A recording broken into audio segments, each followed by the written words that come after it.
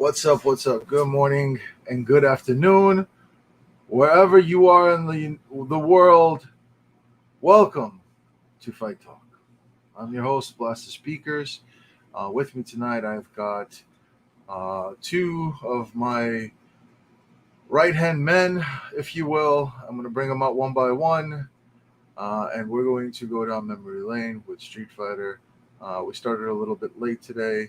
I see some folks out there. I know homegirl Steps is out there. I saw messages from her. So what's up, Steps? I'm going to go straight into it. I'd like to bring out the utility man who has been planning all this all along and has been working diligently and very hard on trying to get this show kicked off. So, hello, utility man. What's going on, my man? How are you today? Hey, everyone. Yeah, I've been working so hard on this, and then StreamYard says, we don't like your camera anymore. You can't use it. So I'm stuck like this. I'm a circle now. Enjoy, everyone. You're a skull and crossbone circle.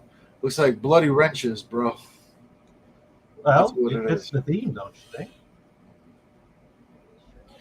So, for those of y'all wondering why we're late, look at this man. Does he not look like he's been to a birthday party where he got absolutely smashed? Because that's what happened. He literally just made it home 2 seconds ago. Like, while y'all saw that intro, that was pre-recorded. I shouldn't be saying this on stream, but if you guys don't see utility man again, you'll know what happened. Yeah, StreamYard will determine I can't use my cam, so they can't see me anyway. No. I mean, see. StreamYard has literally made me John Cena. I'm gonna go ahead and bring out the my other right hand man. BloodTide is with us as well. What's going on, Mr. Tides? Yo, what's going on? I need you here because if you're not, I may actually jump through the screen and kill him. Why does StreamYard have that big weird circle symbol in the middle of his image? I was kind of wondering that myself. Like, it's not mine. You were wondering that, or you actually did that yourself? I thought that was part of your design. No, that's a StreamYard. That's a StreamYard logo. What are you talking about? Yes, but why is it right in the middle of your face? Ask StreamYards, man. You have to set your graphical avatar. You have to do edit audio avatar. Is that what you did, BloodTide? No, I technically have like a virtual cam on with no cam, and then that's the background. That's why you can do edit. You could do edit audio avatar, and you can set an actual image there. So you could probably just put his face there if you wanted to. Yeah, fixing StreamYard issues live. Yeah, that's what we've been doing for the last 20 minutes now. Is that what it's all good? It's all good. I know you wanted some wrestling Steps, but unfortunately, WrestleFest is not part of the Street Fighter history. I checked. You know, I just want to say that this is probably the real reason why we're late. That's all I'm gonna say. Wow, you're blaming Kristen for us being late? No. You bring her up and then you say this is why we're late? That's pretty vicious, don't you think? How about that? There you go, BloodTide. Better. I might as well shut off my camera since I feel like I'm the only one here with the actual camera. But you're the host with the most. Come on, man. It's not because I don't want to use my cam. StreamYard just said no.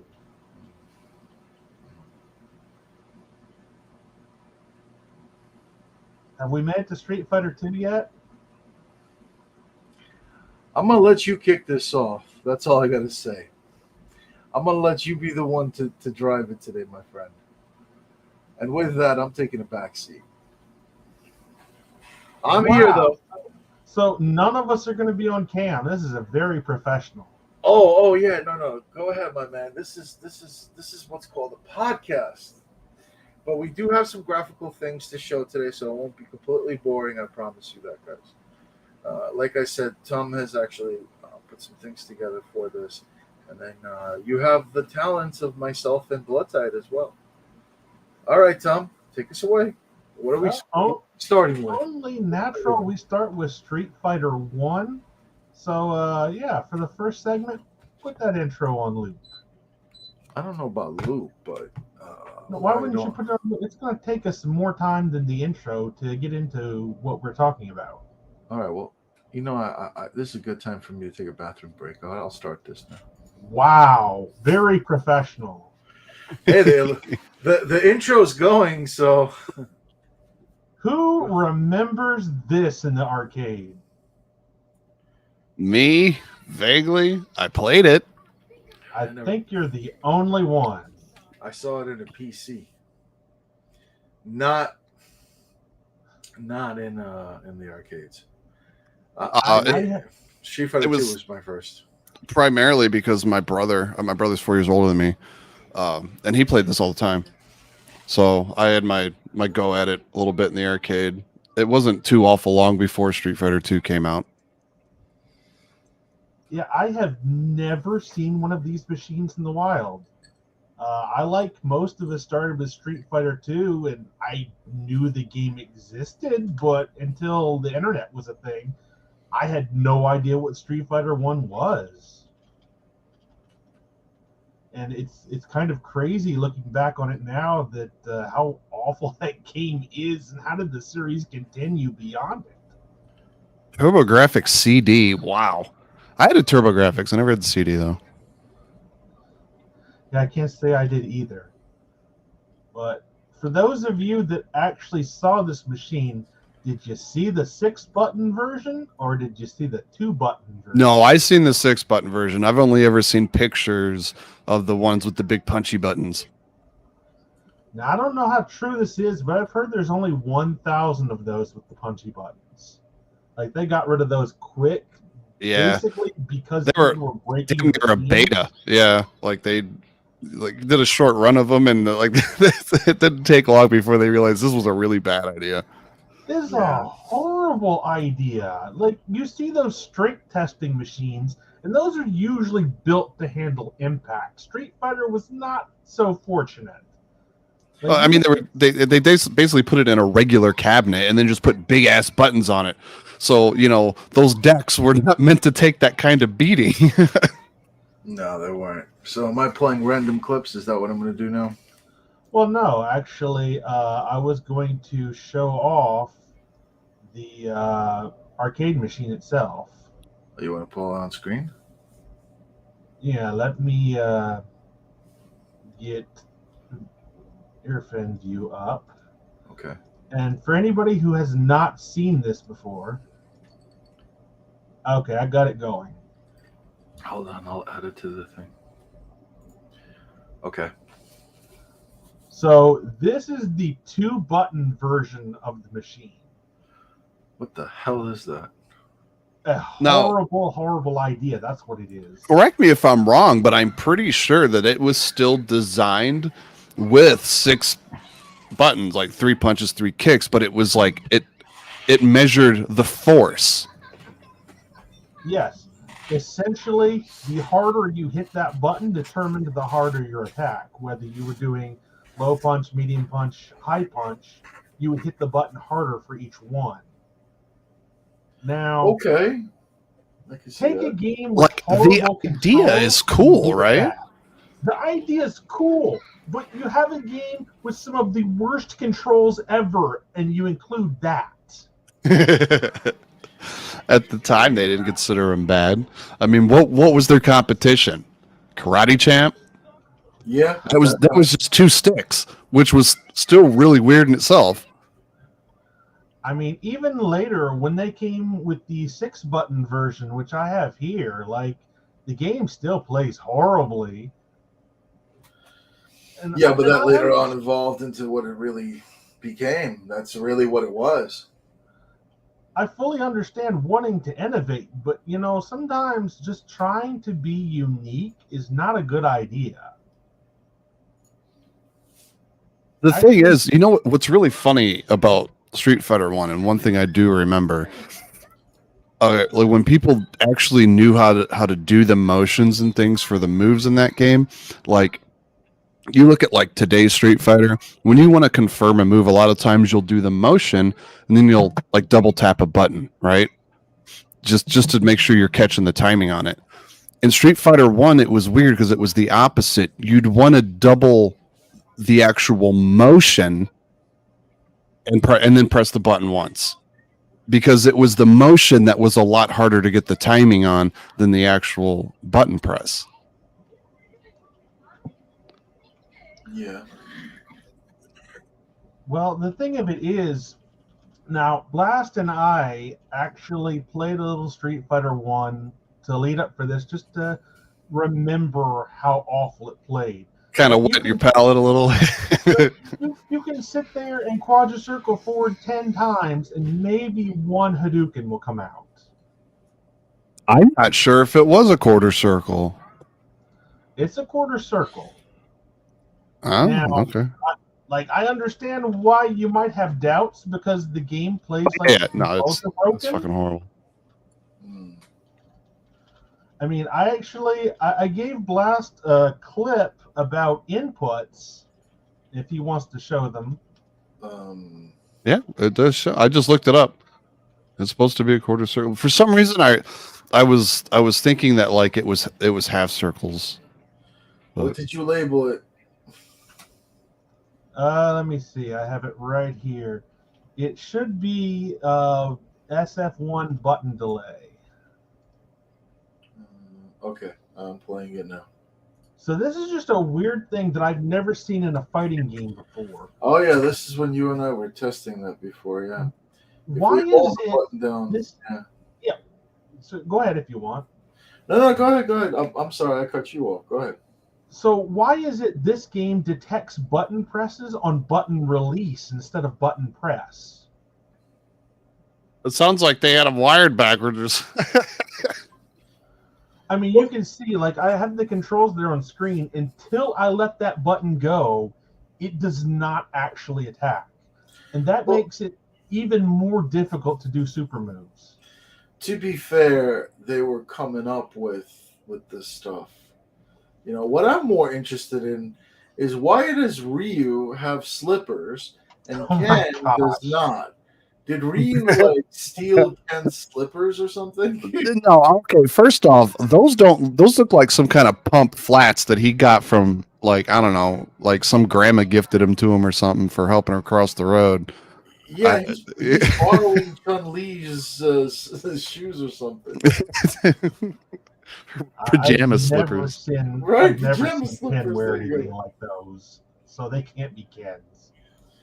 And talking about 6, I saw that in the Discord earlier. You know, they're bringing back the sandals.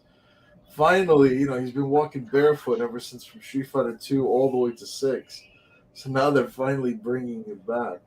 Yeah, I saw somebody say he got rid of the duffel bag, so maybe he found his slippers in the bottom. I was like, well, hell, if that's the case, he probably had Goken's whole outfit in the bottom. Like, well, yeah, that's where he's going with now. Yeah, Goken finally passed it along to him. I think I would be more embarrassed than in pain to get kicked by those. Yeah. No wonder the attacks don't come out. So yeah, the thing. Okay, so like the negative edge thing, I could see that. So that's the big issue with that game then, as far as like getting the moves out. It's the negative edge, which negative edge, if anybody doesn't know, negative edge is still used in fighting games to this day. It's on button release. Like a lot of the times, like if you want to throw like like high punch into a fireball, you press the high punch, do the quarter circle release, and it works. You know, it removes like an input. Hey, don't play that yet. Well, he was talking about it, so. No, he wasn't talking about that. I was just talking about, but no, it's about projectiles. So that's smart though. Like I get it. Yeah, I was talking about negative edge, but like everybody complains about the controls of Street Fighter 1, and you found the issue. You're like literally just talking about that. You found the issue. Is because I wouldn't say that's the only issue, but it's definitely it's a pretty big issue. Like, because everybody's brains are hardwired on button press, not button release, right? Because here we are 30 some years later, still playing fighting games, and everything's on button press. I agree. Well, since Blast brought it up, I guess we can go ahead and talk about the next thing that's really wonky about this game. So I know they've kind of tested the waters with some of this before, but why do projectiles in this game have high and low properties? Explain. Like the Hadouken, you can't block it low. Oh, really? So it's an overhead. Yes. Like you can see it Okay, in that that's clip right wild. there. I wasn't even paying attention to that, but yeah, that's wild. Now that right there is just like the base version of it. I cranked this up to 11 to show the ridiculousness of this. If he wants to play the next one in that sequence, which should be projectile block 2. Now Geki is absolutely ridiculous in this game. Mm-hmm. He has a jumping projectile, which is an overhead and also hits you in the air. Now, I will show here that there are sometimes you can block this depending on how he throws it, and sometimes you can't. He has a low one, which somewhat makes sense, but then a jumping one, which can also hit low. Oh, so it all depends on like where it actually connects on the sprite. That's interesting. Yeah. That's And what That's what it seems like. Yeah. it's broken. Okay, so they down. That's wild because it's like they put the tech in the first game for this for something that like doesn't exist in the later games, in any later fighting game. Well, what makes this worse is not only does his 3 throwing star version hit high and low at the same time, where you sometimes can't block. Oh, that's unblockable. Yeah. If he is close enough to you, it actually crosses you up. Like you can be high blocking and it will still hit you high because it goes behind you and hits you. No, Steps. No, we're not doing that. We're definitely not doing I mean, Steps, that sounds like something that's kind of like in your neck of the woods. Like, you know, you like doing these. No, I'm not, that's not an insult at all. She likes doing all her different types of Street Fighter tournaments. Like that definitely seems like something that, you know, and she likes coming up with the weird concepts and everything for a fighting game tournament. Well, Street Fighter 1 in itself is a weird concept for a fighting game tournament. Yeah, and I mean, if she wants to, because it's just going to be a battle of who the controls will let attack. Like you can't allow more than Ryu and Ken because some of the other characters are just massively broken. Now, I have a video here about teleports, which again will show off Geki. Anybody who picks this character wins. So what's the motion for his teleport? I have no idea because you can't normally pick him. You have to have a hack to pick him. Oh, okay. Yeah, you're literally Ryu and 0 frame teleport. You are stuck playing Ryu and Ken. Yeah, I see that. Like he's countering sweep like with teleport. Like it's going through him. Like no, I'm not even there. So yeah, he has an instant teleport with no recovery and an air projectile that can hit you high, low, and cross up. Okay. Why is this character not the boss? Well, to be fair, Sagat is pretty badass, and I'll show this off. This is actually I uploaded this clip. This is Michael.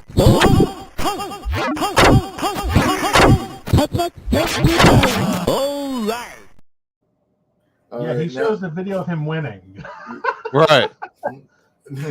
But Sagat is really badass. Yeah, he's really tough. Blast almost perfected him. Real tough. I'm sorry, guys. I'm just that good. What can I say? Steps, I would win that. Why don't we show the clip of him fighting E.Honda in Street Fighter 2? I would love that. All right, that's it. Enough.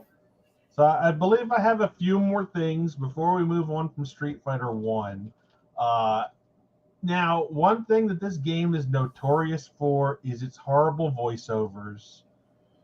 I think anybody who's ever played this remembers the awful voice. And I did record one clip with sound for him to play.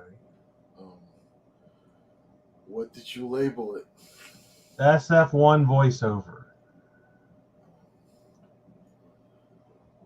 This And labyrinth. Okay. I hope people can hear it. This thing, the same folks that go many goals, baby, all over the world. Anybody have any idea without reading the text what was said? Wait, we'll do it. No, that music was just ear piercing over top of it. Yeah, you might want to, if you can, lower the volume on that. I cannot. That's just the way it is. I'm gonna play it one more time though. All odor the world, yes. I'm gonna do it one more time. This thing, the same folks that go many goals, baby, all over the world.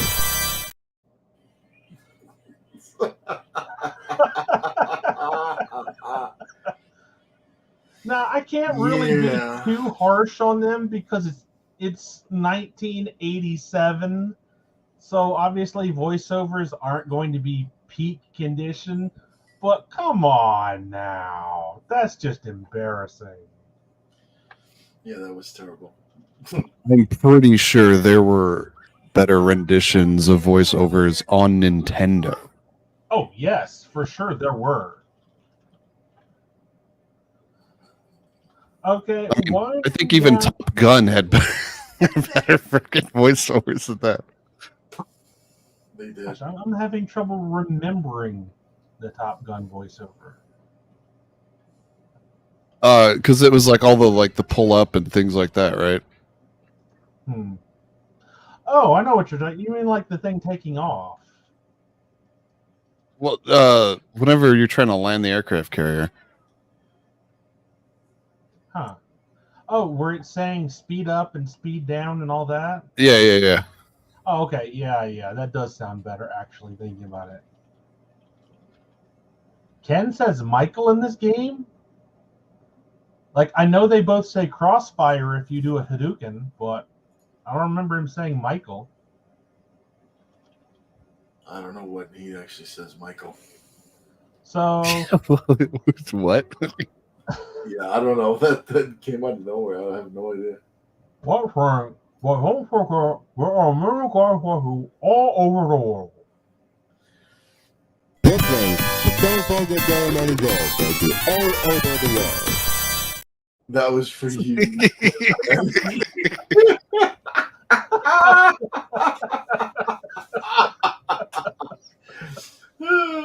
That was for you. I appreciate it. Like, I think Star Fox had better voiceovers, and that wasn't even English. Well, but that had the Super FX chip, so I give that one a pass, though. It always sounded like the bird said nothing but wing damage. Yeah. Double wing damage. So I got 2 videos for Blast specifically because he wanted to show the mini games in this game, and it's just weird that this even has mini games to begin with. Well, that's the thing I wanted to talk about. Like, this came before Mortal Kombat and before Street Fighter 2, right? So these mini games kind of inspired some. They started it, yeah. It did. Yeah. Did you just ask if Street Fighter 1 came before Street Fighter 2? No, I'm pointing it out. I'm saying that, you know how in Mortal Kombat 1 they have, like, you're breaking the board? The test of might. Right, it's the test your might. This is what Street Fighter 1 had. This is what Utility Man's talking about. This is where they got that whole idea from. You know, no offense or whatever, but oh, really? You did the one where he didn't break it, and now I had to show one of each. Okay, because I did give you the Ken version, which is just nothing but a palette swap where you have red pants and blonde hair. I just love how the audience is so really. Does it look exactly the same, like the model? I'll upload it. Hold up, I'll upload it because I sent it to Utility Man. They didn't even bother giving him the long hair. Yeah, they didn't give him the long hair. Like, it's true, but I have them as 2 separate clips. So hold up. Did they give him the slippers? I don't know. Was the slippers on Ryu? don't know. I didn't think to look. I'm gonna play Can it you see again. his feet? Play it again. I'm Run playing that it. back. No, No. he's You got no can. slippers. He doesn't have the slippers. See, he doesn't have slippers. He took them off. Blasphemy. He took them off. All right, so now Love you're that watching. guy right there on the left is like such a punch-out face when you miss.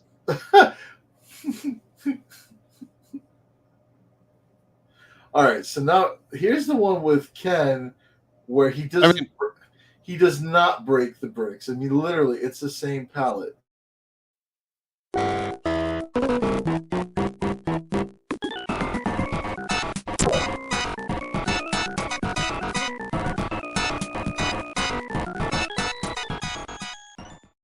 You could see how it's literally the same exact character. It's just a palette swap. Wow. And people were complaining about them being palette swaps in Street Fighter 2.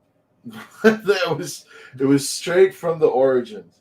Like they have the same special moves in the mini game here. I'll play the minigame. And then I also have the one with Ken doing the same minigame if you want me to upload it later too. But here's Ryu. Oh, I forgot about this one. Yeah. That shit was hard. I remember that being hella hard to do. Yeah, the second one here, I show that you need to use specific attacks to hit certain ones. So you have to know your moveset. Moveset. Quote unquote. Welcome, Mr. Sammy. Welcome. Hey, Sammy, what's going on, brother? So But yeah, that's definitely it. You know, Steps, if you ever want to do something with like terrible voiceovers, all you really got to do is take a recording and turn that shit down to like 8 to 16 bit, and it's flawless. That's all you ever need. Where's the Sammy, quote unquote, moveset.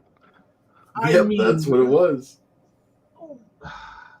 There are movesets that make no sense. Like I was saying to Blast the other day, Ken's middle kick takes longer than his high kick for no apparent reason. Here's Ken in that bonus stage. I'm uploading it now. Okay, this is gonna have sound and it's not widescreen, so here.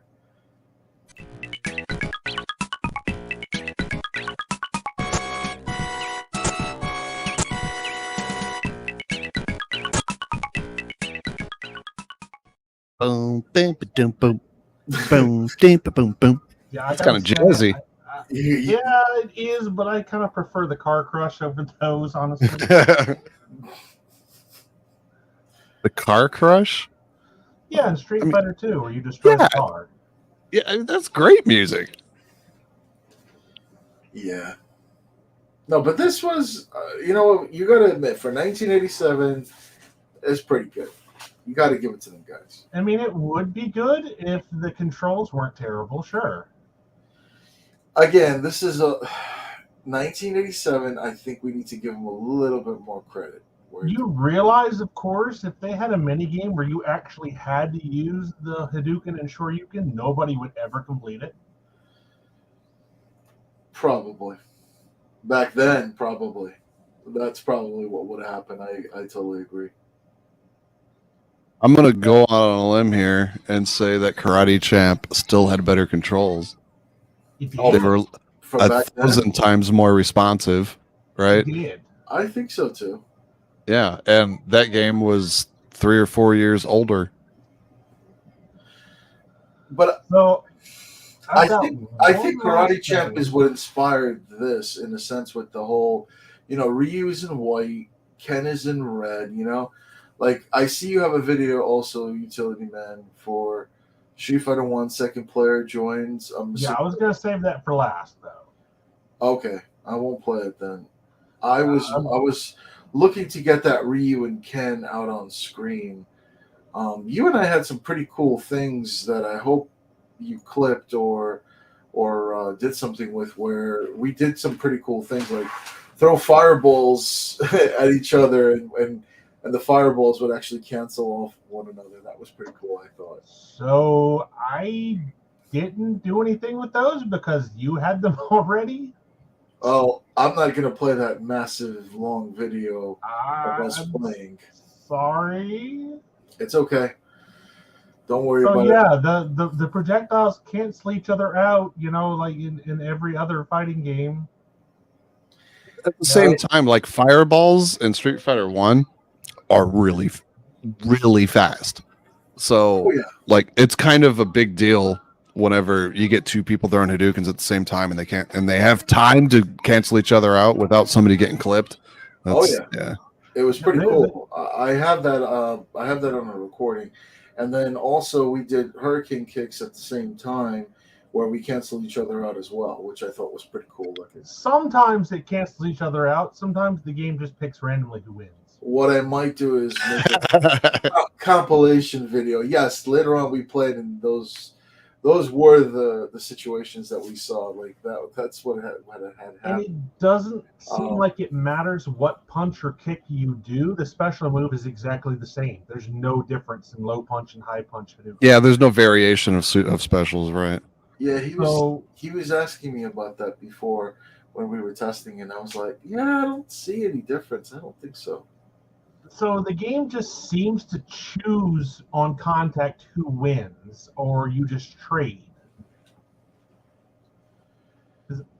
For some reason, though, they're still using hitbox and hurt boxes, right? But the odds are they're probably really wonky. You know, definitely wonky. And I can tell you, because if somebody is standing right up next to you and you do a Hadouken, it will often go through them.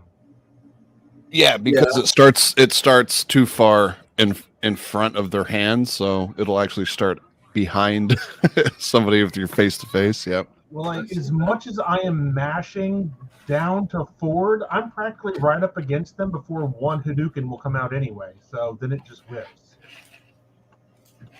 And I love like the walking animation. There's no walking animation. You're just hopping forward, hopping back, hopping forward. You kind of saw that when they were going in the bonus stage back and forth between things. They was hopping a bit. Let me see here. I'll play that scene. Like he goes from one end to the screen, he's hopping through. Boop boop. You see that hopping. He's always on his toes, ready to go. Yeah, he's on his toes. Well, that's what those are. They're ballerina slippers. There you go. But why doesn't Ken need them? Look, he wasn't training at the time for ballerina slippers, all right? Like, come on, give the guy a break. This game he's still hopping, though. He's still doing the hops. He's still hopping through. Hopping through. My gosh. You know what? On that note, all right, we need to wrap up the Street Fighter 1 stuff, man. I just have one thing to say. Brooklyn, the baseball get down and go, baby, all over the world. That never gets old. He's got that shit on a fucking hotkey now. Great. It's wonderful. I did do the voice impression. What do you want me to do an impression of exactly? Because I said that line. All over the world. All right. Over the world. All over the world. Oh, so Steps wants to hear your impression before we go into the whole Street Fighter 2 thing. I just did it. Do it again. Unless she was talking about something else. Do it again. Thank you. Do it again. See? No, she got it. That was good. Yeah. Wrap it up. So show that beautiful bean footage. Let's get that last clip out there. Yeah, she said it was good. So the last thing I recorded, my reasoning for why this game probably would never have succeeded on its own, because I know not many people have seen this machine, but for those of you, have any of you ever played 2-player on it?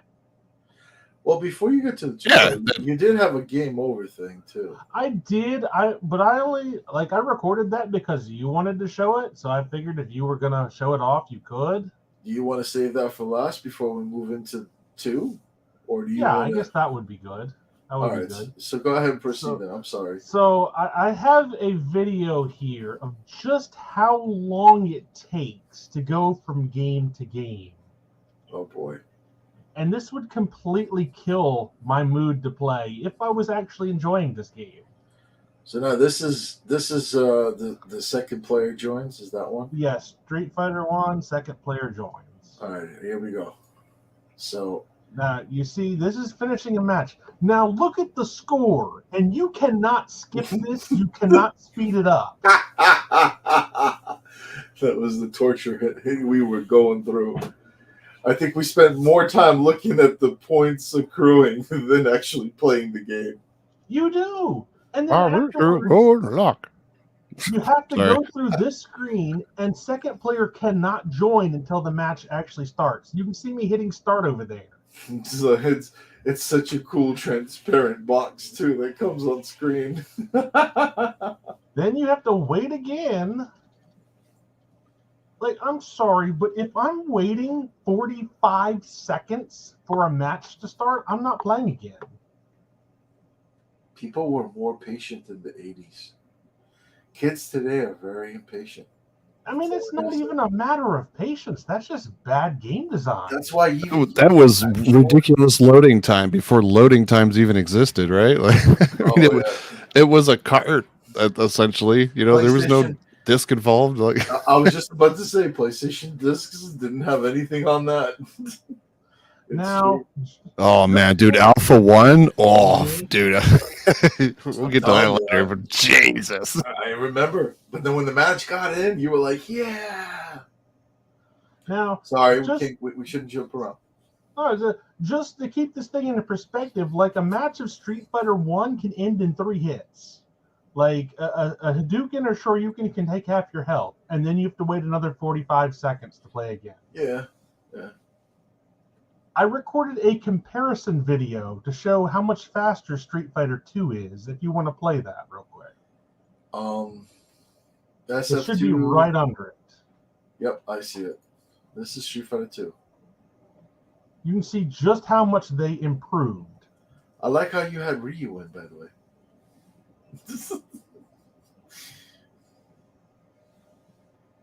Yeah, that was a big difference. It's a massive difference.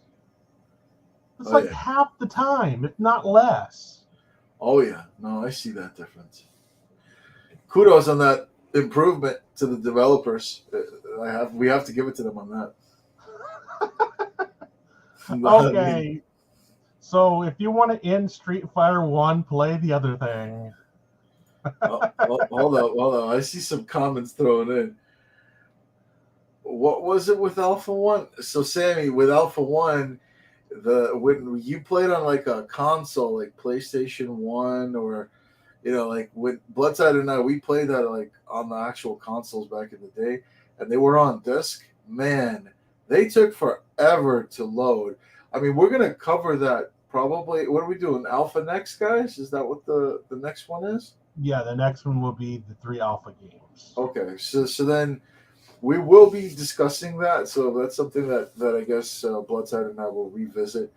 I can imagine showing the clip like that. I mean, honestly, just looking at one screen from what I remember, it just says loading, and it's like a picture of like some kind of graphic or whatever it was from what I remember back then. Well, you know, when we get to the Alpha stream next week, we're going to have to show off some footage from the Super Nintendo Street Fighter Alpha, right? Oh, God. Okay. That's where it gets real bad. Well, okay. I don't want to spoil anything, then. I won't say anything. Yeah, we probably should have given people a rundown of what we were planning. So, yeah, we're doing Street Fighter 1 and 2 tonight. Next week will be the 3 Alpha games. Following that will be Street Fighter 3, then 4, then 5, plus expectations of 6. So, I'm going to play the other scene that you wanted to, that finishes it off. Right? Yeah, that I got for you. For Street Fighter 1? Yeah.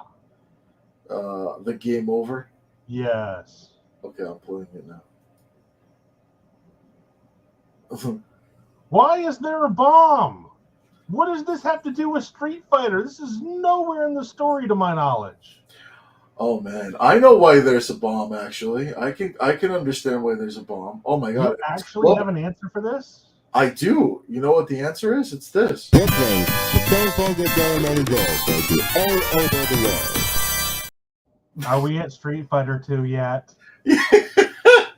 Finally, yes. Oh my gosh. Nickname, the Painful Good Day Man and Girl. Thank you. All over the world. Okay. I'm glad you're so amused. I'm sorry. Okay, I've had my fun. All right.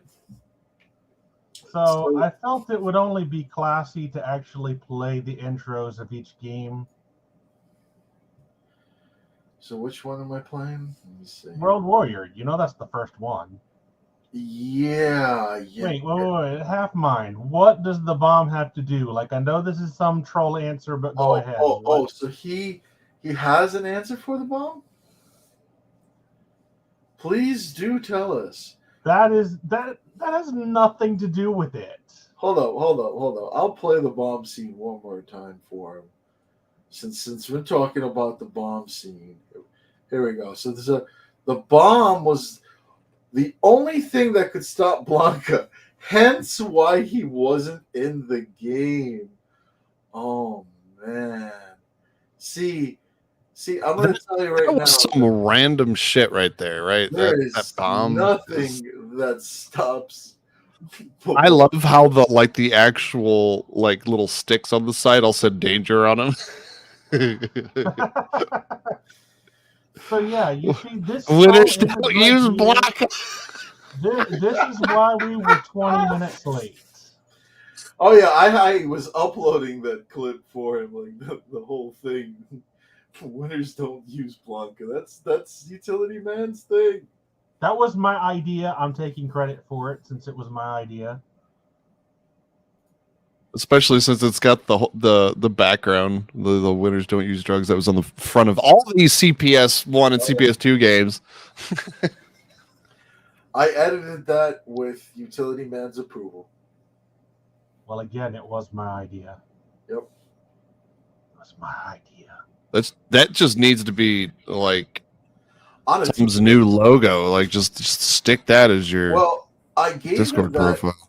but I think he was saying that he wants to get his wife to draw Blanca in the background because originally I had Blanca Chan here, and he didn't the whole. No, I did not like that. He didn't want that, so. Yeah, Blast wants us to put that on a shirt. And yep, even Half Mine agrees that should be on a shirt. But it needs to be drawn better instead of him having toilet paper going around him. Oh, so that's actually the ribbon. That's from the real I know what it is. logo. I know what it is. And I got him having his hands up because it's like, hey. Yeah, I only saw that logo thousands of times. It looked like somebody scared him coming out of a freaking restroom stall. I can see that. He was watching the game over screen for Street Fighter 1. I can see that. All right. So you want me to play the intro for Street Fighter 2 World Warrior? Yeah, I'd say loop that until we get to the next section. Bam, bam, bam, bam, boom, boom, boom. Everybody knows the song. Now, I did not record these with audio for a good reason.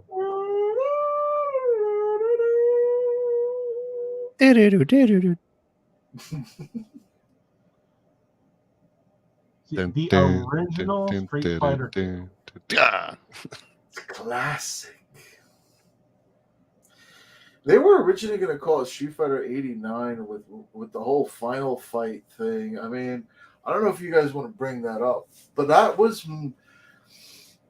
I don't remember the exact timeline of how that went, if it was between Street Fighter 1 and 2, or if it was during when they talked about the whole thing with Final Fight. Because originally, slap you here. Go ahead. So Street Fighter 1 came out in '87, from what I recall. Street Fighter 2 came out in '91, and you're wondering if something called Street Fighter '89 came out between those two. Hey, again, Really? lack of sleep, brother. Lack of sleep. No. Birthday party is more like it. I've got a hell of a question for you. How the hell did this game ever get made? Right? Because of the fact that Street Fighter 2, because of the fact Street Fighter 1, it didn't barely put a blip on the map. Right? So why on God's green earth did anybody decide that it was a great idea? Hey, let's make a sequel of that piece of shit. I don't know. Unfortunately, I don't know what their decision making was there in the boardroom, but whoever said, let's take that first game, scrap everything but Ryu and Ken, and reinvent the wheel, they succeeded. Well, I did see there's actually, it wasn't even that long ago. I seen some documentary on the thought process that went into this, and it somehow Final Fight was involved, and Capcom was not for sequels. But no, it originally I think it was supposed to be a type of a Final Fight game. And I think it was one guy that was like, hey, why don't we just do this? We'll make another try at this whole Street Fighter thing. And, somehow or another, he must have caught somebody on a good day and yeah, fuck it, whatever. And that's just kind of how it got started. It was literally yeah, whatever, Very well been. Yeah. That's true. Yeah, in all actuality, the series should have died after the first one. There never should have been a second game. But since we have the second game, I think we can say in all of video game history, the improvement from Street Fighter 1 to 2 has got to be in the top 10. Well, yeah, because I don't know if there's any other game out there that you could compare because typically if a game flops that hard, there was never a sequel to it, right? I mean, honestly, guys, what tops this? Nickname, the same folks that there are many goals, baby, all over the world. I'm sorry. I really have to apologize. It's just... It just grew Hey, up. you know what tops that? You know what tops that? The fact that Street Fighter 2 didn't bother trying to do voiceovers and fucking windscreens. That's true, actually. He did not. He did not. And instead, we had defeating Shang Long, which isn't really a thing. Well, they made it a thing. If you think about it, that's also what evolved. Well, with they Akuma, made it a but that's thing. a I'm talking about whole... at the time. It was just a translation issue. That's a whole... The whole Shenlong thing did not even actually turn into Akuma. That's still kind of mythy, No, the whole character design and concept. I feel like if they did not do that with EGM, they probably would have never done that whole thing with Akuma coming out, killing Bison and Super Turbo and all of that. Oddly enough, if you go look at that image that they had, and what was it, EGM, Electronic Gaming? Yeah. Yeah, because they were the ones that like to troll and do all the April Fool's jokes. Mm-hmm. The image that they had in there of this random character doing an SRK that you see in the back of them, but they had kind of long white hair with a bald spot. Dude, that was Gouken. You look at Gouken in Street Fighter 4 compared to that sprite, that was Gouken. There's no Akuma reference there whatsoever. And this was before Akuma even existed. Well, technically, yes, because Shang Long was, quote unquote, everybody thought that was Ryu's master. So I could see that. And then that's why I think they designed him based off of that drawing or whatever for Gouken. They just made him, bulkier, I think. You really think that they looked at that EGM magazine and said, "Oh let's yeah, do something of that"? I really do. Dude, I'm telling you, there's. I'm telling you, you look at that image, and tell me that that's not a 2D sprite of Gouken, of what we know him as today. I mean, if one of you guys wants to share a screen and pull it up, I'll throw it on there if you want to show off the EGM thing. Yeah, I'd be glad to see it. Yeah, here I'll. Long time for me. Can I get a better? Oh, here we go. Okay, let me. You want ultra hyper SF2?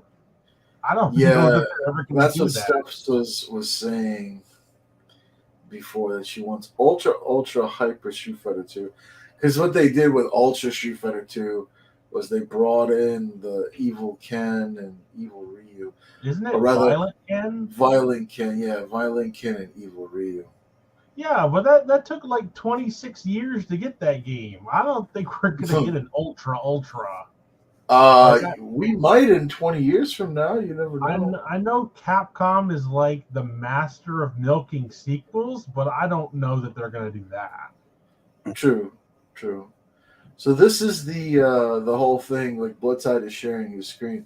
That was the whole April Fool's thing from EGM. Oh yeah. This was the article. I could actually make that full screen so everybody can see that a little better. Here, I can probably actually, if we really want to see that picture. Yeah, there you go. I like how they have him throwing Tyson out backwards. It won't even let me scroll this thing down, will it? No. Gently putting my foot on his bottom and excusing him from the match. But outside of like the red headband, I mean, that's frickin' Goken, right? That's why I'm saying I think they got their character design for Goken based off of that. Really? I mean, I can't say that it didn't happen that way. I'm just not so sure. I mean, okay, at the same time, do we know? I mean, there could have been artwork done of Goken at this point, right? First time I actually saw Goken was in Alpha. In like one of the endings. I forgot if it was Akuma's ending. I think it was Akuma's ending in Alpha 1, where they showed Gotetsu and Goken like in a drawing, if you will. You know? I recall something like that.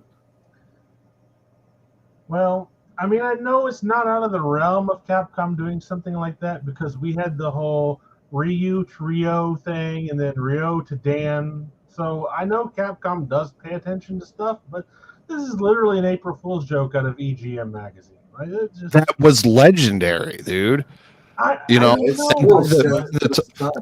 time Goken actually became a full-fledged character, like this page in a magazine was, it was legendary. So no, I totally get that, and I'm not saying Capcom didn't base him on that. It's one of those things where I feel like you could look into it a bit too much and say that's for sure a glimpse of it, but I'd like to see them confirm something before I really believe that that's where they got it. We could sit there and make assumptions all day, to be honest with you. But it just, the design is there, is all I'm saying. I think the color palette, man. What's that? Even the color palette, like they had them in the gray gi, like I don't know. The red belts seem to go the way, But do you remember what year this specific magazine came out? I could probably find out.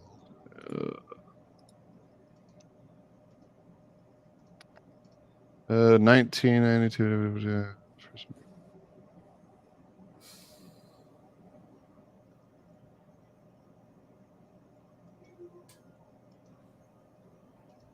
Was it really 92? It might have been 92.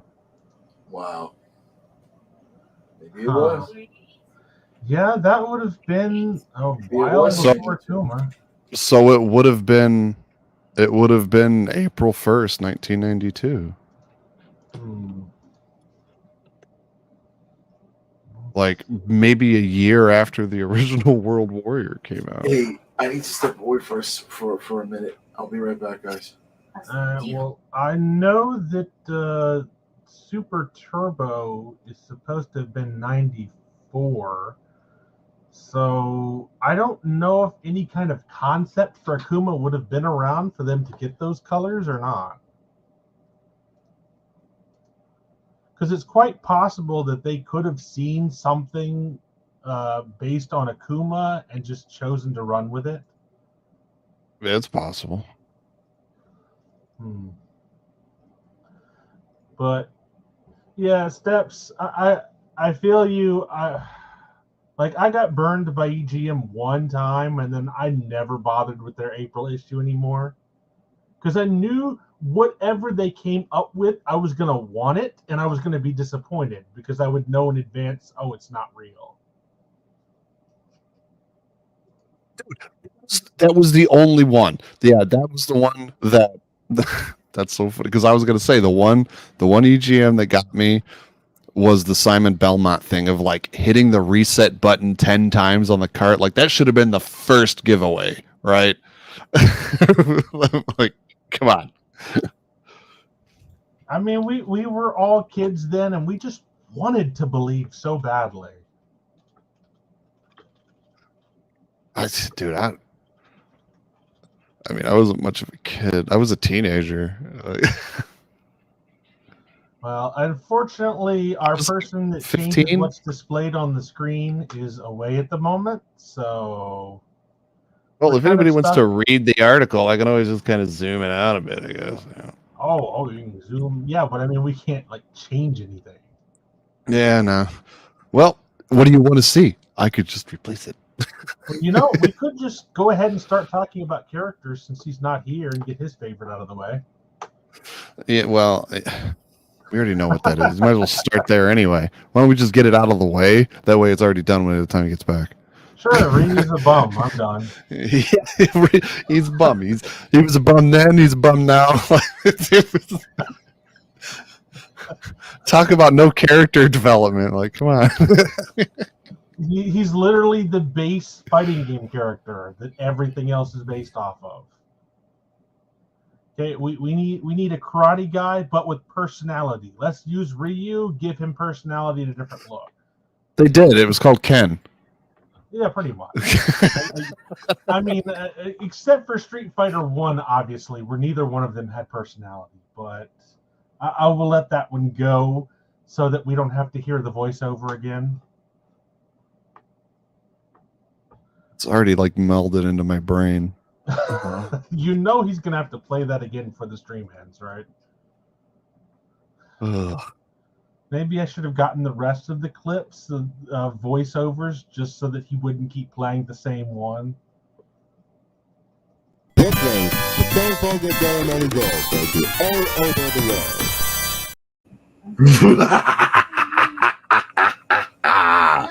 Yeah, so we're done with Ryu. Let's move on.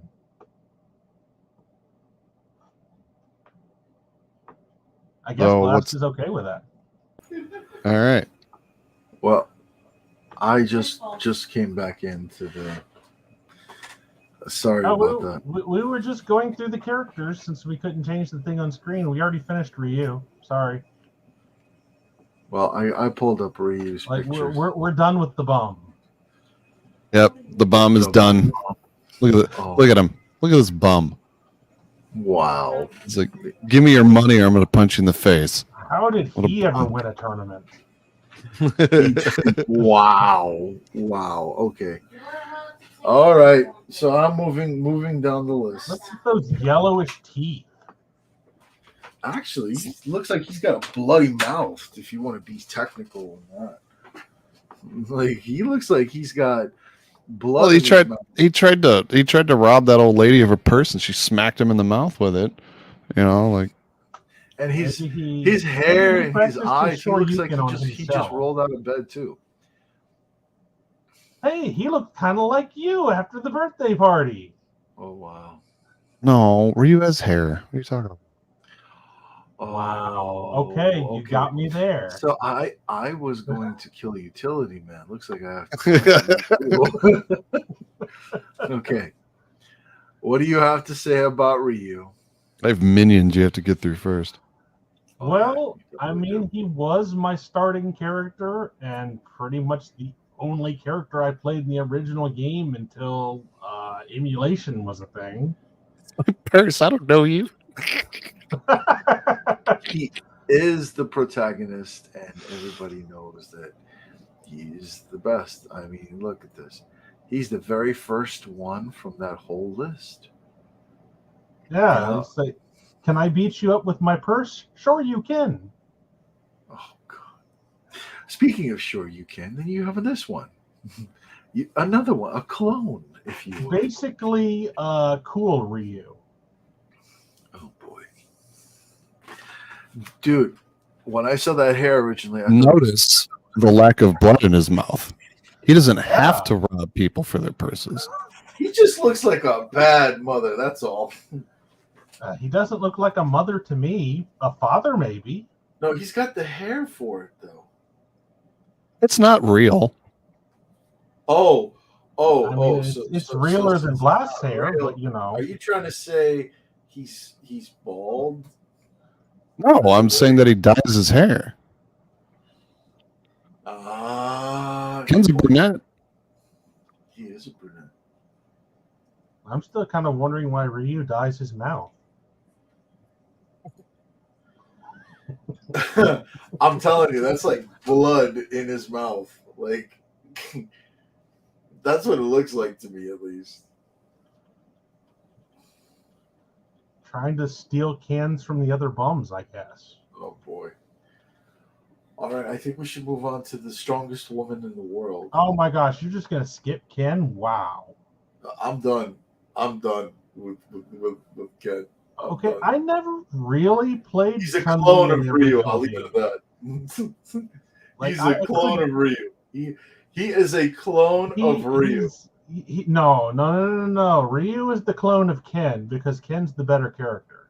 Listen, everybody knows Ryu was the protagonist.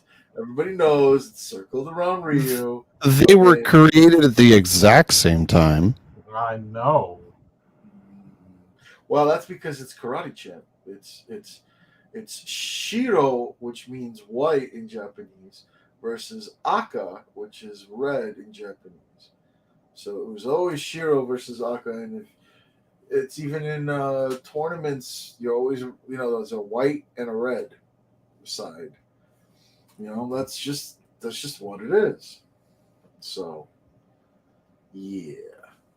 Yeah, a little lesson for you people there. In case you didn't understand what he said, neither did I. Look at that, StreetFighterFandom.com. You looking at the Ken Master bio? Hair color, black. Dyes hair blonde. Ooh. You want to share the screen and show He that? bleaches his hair. I'll pull it up. Meanwhile, Ryu has to bleach his feet to clean them. Oh, Let's see. Bloody mouth, I'm telling you. Oh, wait. Like, I don't get the whole thing with the colors. I mean, I don't know how Ryu doesn't have a longer beard. That's just what it is. So here's BloodTide sharing his screen about Ken's Masters. You just may want to zoom in on that portion. You scroll this down a little bit here. You go to hair color. Oh, it's black. Huh. Dyes in hair blonde. Dyes in hair. What? You mean dyes his? his hair. And apparently they changed it. Apparently he originally had brown eyes. And then they decided to change it to blue later on. Well, I mean, Street Fighter 4. He's wearing contacts. Isn't that really weird Street Fighter 4 skin where they changed everything? I mean, he's got... Okay, well, it looks like he's going to be in Street Fighter 6. That's weird. I never knew that his hair was originally black. Hey, yeah, I wasn't just trolling when I said he dyes his hair. It's a real thing. They should have done that for 6. Since he's been, he's hiding and whatnot, right? They should have probably I'd love to see a Ken with black hair, but nobody would know who it is. It was like, who's this character? or have kind of like a mesh where it's like, dude, his hair. It is. If you really look at it in 6, like his hair is pretty faded. Like, I mean, look at this top image. I always thought it was more like a dirty blonde. Look, you can even see the roots coming out. Yeah, the roots are. I mean, I looked at it as a dirty blonde, but hey, that works. Okay. I mean, But, compared to this photo, of course, the evolution of the characters. Well, I mean, back then maybe they didn't intend for his hair to actually be black. Well, with considering the eyebrows, I mean, come on. I mean, they probably were just working on another Ryu design, and they were like, okay, well, this should probably be. No, Ken I think instead. what you mean is they completed Ken and they decided to work on another Ken design and came up with Ryu. No, I think it was Ryu at first, I don't and think then it no. was, I think that's what ended up No, happening. first let's come out with a character everyone loves, and then let's drain you said character that every everybody interesting loves. thing Sure, from them. here's No. a character that everybody loves. Wow, now you skipped Chun-Li. Wow.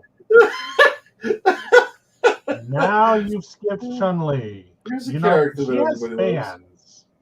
Yeah, like me. Like Chun-Li's probably one of my favorite Street Fighter characters. Period. Now, I'm just going to say, I never played her on the original because I could not do the lightning kick on the arcade machine. Reliably. It would always be difficult. That's why, like, my first character was actually Blanca and then Guile. So I never really, I played Honda and all that stuff, but yeah, I would say that was what was more difficult. Yeah, and if I recall correctly, like, she doesn't have a fireball in the original, does she? Nope. She didn't get that until I don't even know if she had it in Champion. No, she didn't have it in Champion. I think it was Hyper. I think it was Hyper. I think it was Hyper Fighting when they brought it in. Yeah, it was Hyper Fighting when they brought in that she had a fireball. Yeah, so she just had the lightning kick and the spinning bird kick, which, albeit it's a good attack. But... Oh yeah. To be fair, the spinning bird kick wasn't even that good. Wow. I mean, it really wasn't. Said, I saw Ken and I thought that was me. So wait, this console fanboy, are you dyeing your hair too? Is that what's going on? Because we were just talking about Ken and he's natural hair color is black. Are you black. dyeing your hair? Oh man. Utility. I never dyed my hair. I was natural. Blast is dyeing his hair bald. Yeah, definitely.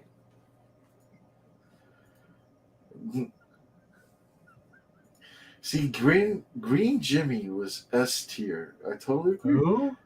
This guy, your favorite. Who? Your favorite. You No, know, I don't know who that is. The one where you feel like winners don't use him, you know? Well, nobody does. Oh, well. I'll play you in Street Fighter 2 and show you how people can play him. Yeah, we could always do that. We could always do that. Yeah, we can. I mean, we should probably finish the talk show first, but... Oh, yeah, no, we definitely should do that. I think half of them was saying Alpha or Hyper. Hyper was when Chun-Li actually had her first fireball, from what I recall. But yeah, no, that definitely is the case. But going down the list, there's so many other characters to talk about, of course. Okay, well, then if you want to talk about Blanca, I never tried him on the original for the same reason I didn't play Chun-Li.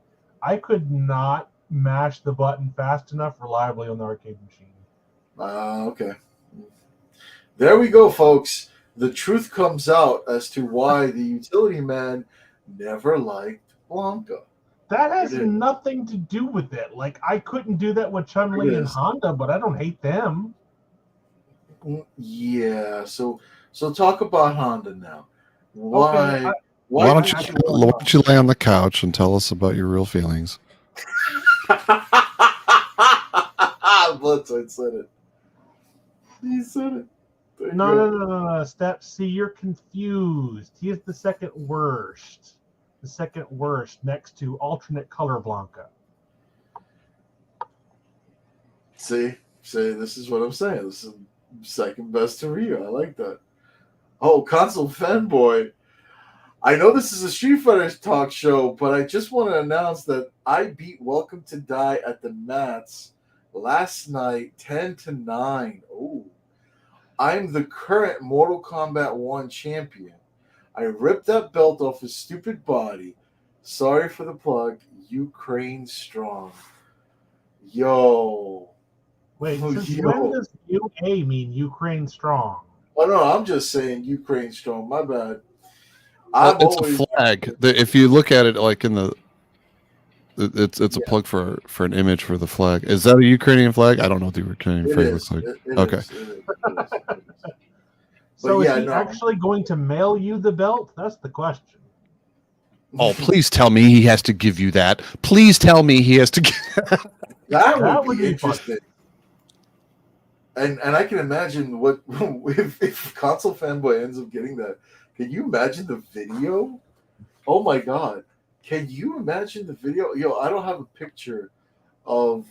It's going to be an entire video thing. of him I would- disinfecting the belt, right? Like, Oh my god!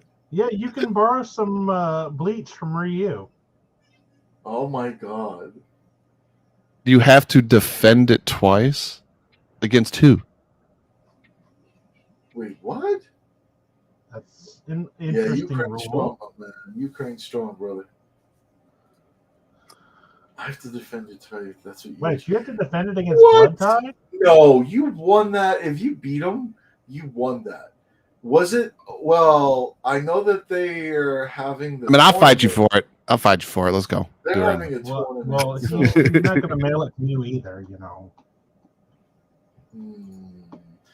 Yeah, so shout out to the Mats. They are having a tournament Saturday, May 6th, the Mortal Kombat 1 tournament.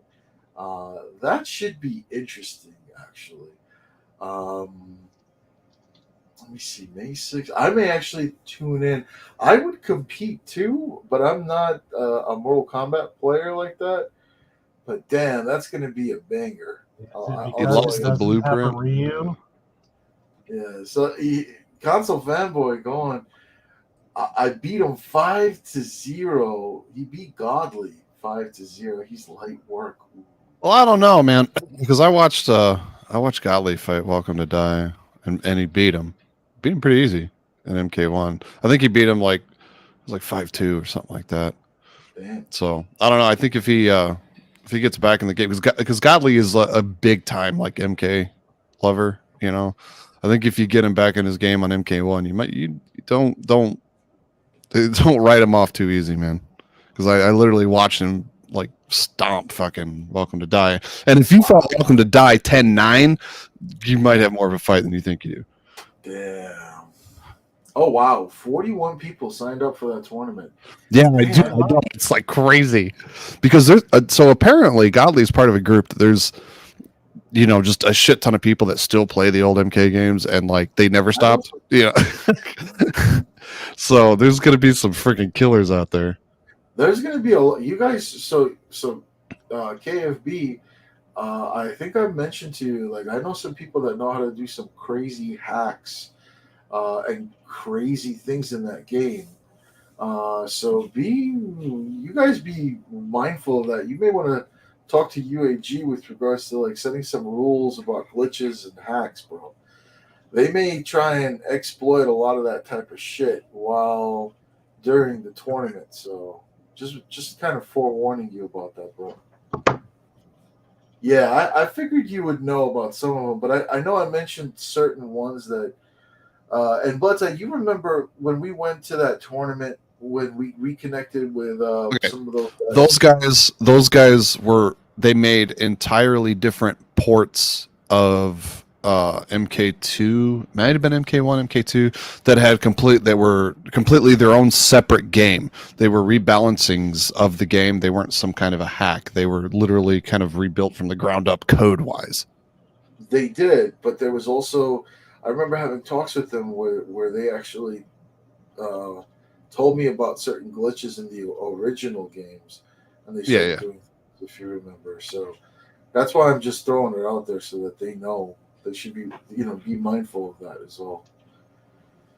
So okay, so this was your Mortal Kombat section of the tonight's show. We have to bring it back to my man's favorite character. Here we go. You already moved past him already. No, you were saying how the real reason why you are not playing with him Did is not you say it never had managed anything to to do with put- me liking him or not. whether it was him, Honda, or Chun-Li. Now, BloodTide, I've seen him play with Chun-Li, so I know he knows how to use Chun-Li. So, respect on that, by the way. But I've seen some real good Street Fighter 2 players out there as well, in the community that play with these characters. But I don't want to spend too much time on that. I'd rather go down the whole list. So I want to talk about the Russian comrades. No, now hold on. We didn't even get to talk about Honda. You're just skipping people left and right. I can go back to Honda. Yes. Okay. So you want Anaconda now, Honda. as far as Honda goes, this was my pick to be Russian comrade. Yes. Oh my god. Sorry.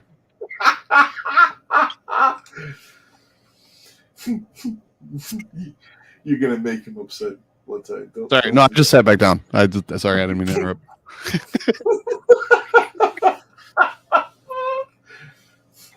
I'm just saying, he's gonna get upset.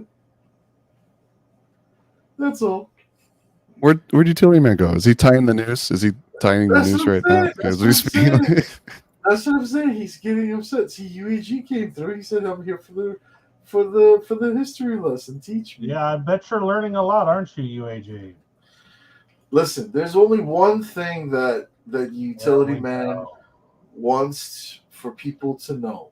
Okay, okay. There's two things. Number one, you know what the second thing is. Winners don't use Blanca. And then the most important thing is, and again, the most important thing that you're going to find tonight is this. This is the same focus ceremony goes, baby, all over the world. I'm sorry. I'm going to have to get that on a button. I really, really do. You're going to have to put that on your phone for text messages. Well, that's what I was saying, that you guys do need something with regards to those glitches. So as far as E.Honda goes, okay, fine. No more Mortal Kombat. I'm sorry. Okay. Yeah, that's what I was saying. Let me pull up your Honda because you like that Anaconda. I got you. Go ahead. What the heck? What? No.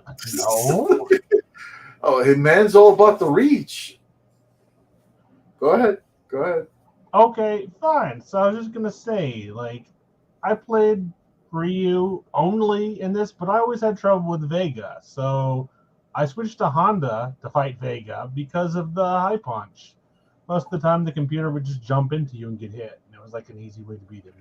Yeah, I mean, Honda has like one of the best like one button anti-airs like in history, right? Like, yeah, he's got that whole thing. So yeah, that's definitely it. I agree. Yeah, even back in against November.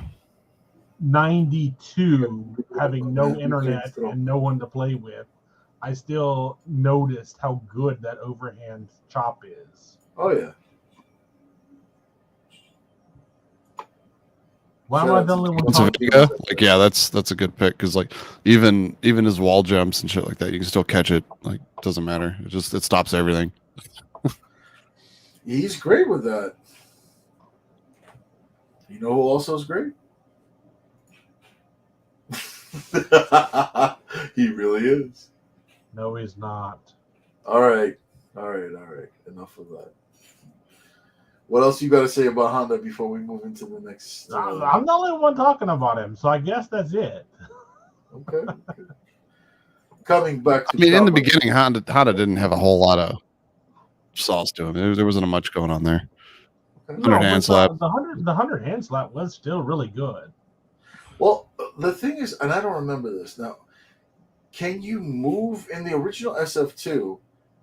You know how you can in the other iterations you could actually move forward. You can't move. It's the depending on the power. It depends on the power of it. It actually moves you forward on its own. No. But there's one where you can actually move him while you're doing the motion, you can actually move him back and forth.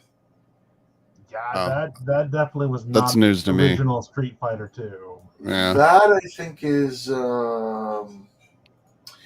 think is what's it called? Hyper fighting, if I'm not mistaken. Where you That's can pretty actually disgusting, actually. move him. Dude, Doobie, that was not just vanilla. They didn't get rid of that shit till like season 3, 4. They tried at one point and it didn't work. Then they tried again and it's still kind of there. Like it depends on who it is. Now, if you want a disgusting low punch anti-air, look no further than Dalzy. Well, Eddie validated for me. He agrees with me that he could do it in hyper fighting. Thank you, Eddie. Okay. Mr. Well I is here with don't us. think anybody disagreed with you. No, I'm just saying. Like I Yeah, I mean, I vaguely remembered that, but I had no even idea of which one it would have been in. I don't know if he can do it in Champ, and I don't know if he can do it in the OG. And that's what I'm trying to figure out. I do not remember him doing that in Championship Edition or World Warrior. No. Now I know at some point his 100 hand slap does lunge him forward when you do it, but actually being able to move during it, I don't think you could do that in the earlier games. Yeah, his heavy one like throws him forward a good little bit. I could see that. Now, of course, Honda, at least for me, wasn't really that interesting until he got his weird anti-air move, which is more often used as a cross-up. You mean the butt splash? Yeah, just with the headbutt and the 100 hand slap, I didn't feel like bothering with him. Yeah, and then he didn't just get one move; he got two because he got the Orochi throw. Well, that's true, he did. Go ahead, Blast. Get to your Russian dude. It's time for Russian wrestling is always number one. Yeah, speaking of characters that it was impossible for me to pull off their moves, there you go. Oh, yeah. The 360 motion was always difficult for a lot of people. But I'll tell you, like, as a kid growing up, when I was able to pull that off, man, did I feel like, yo, I did it. You know? Like, well, see, most of the time of me playing the original Street Fighter 2 was on the Super Nintendo. Trying to do a 360 on a D-pad wasn't as easy as on a joystick. I don't know. I was able to do it on the pad, so that's the thing. Yeah, I don't know. I felt like it was actually easier for some reason.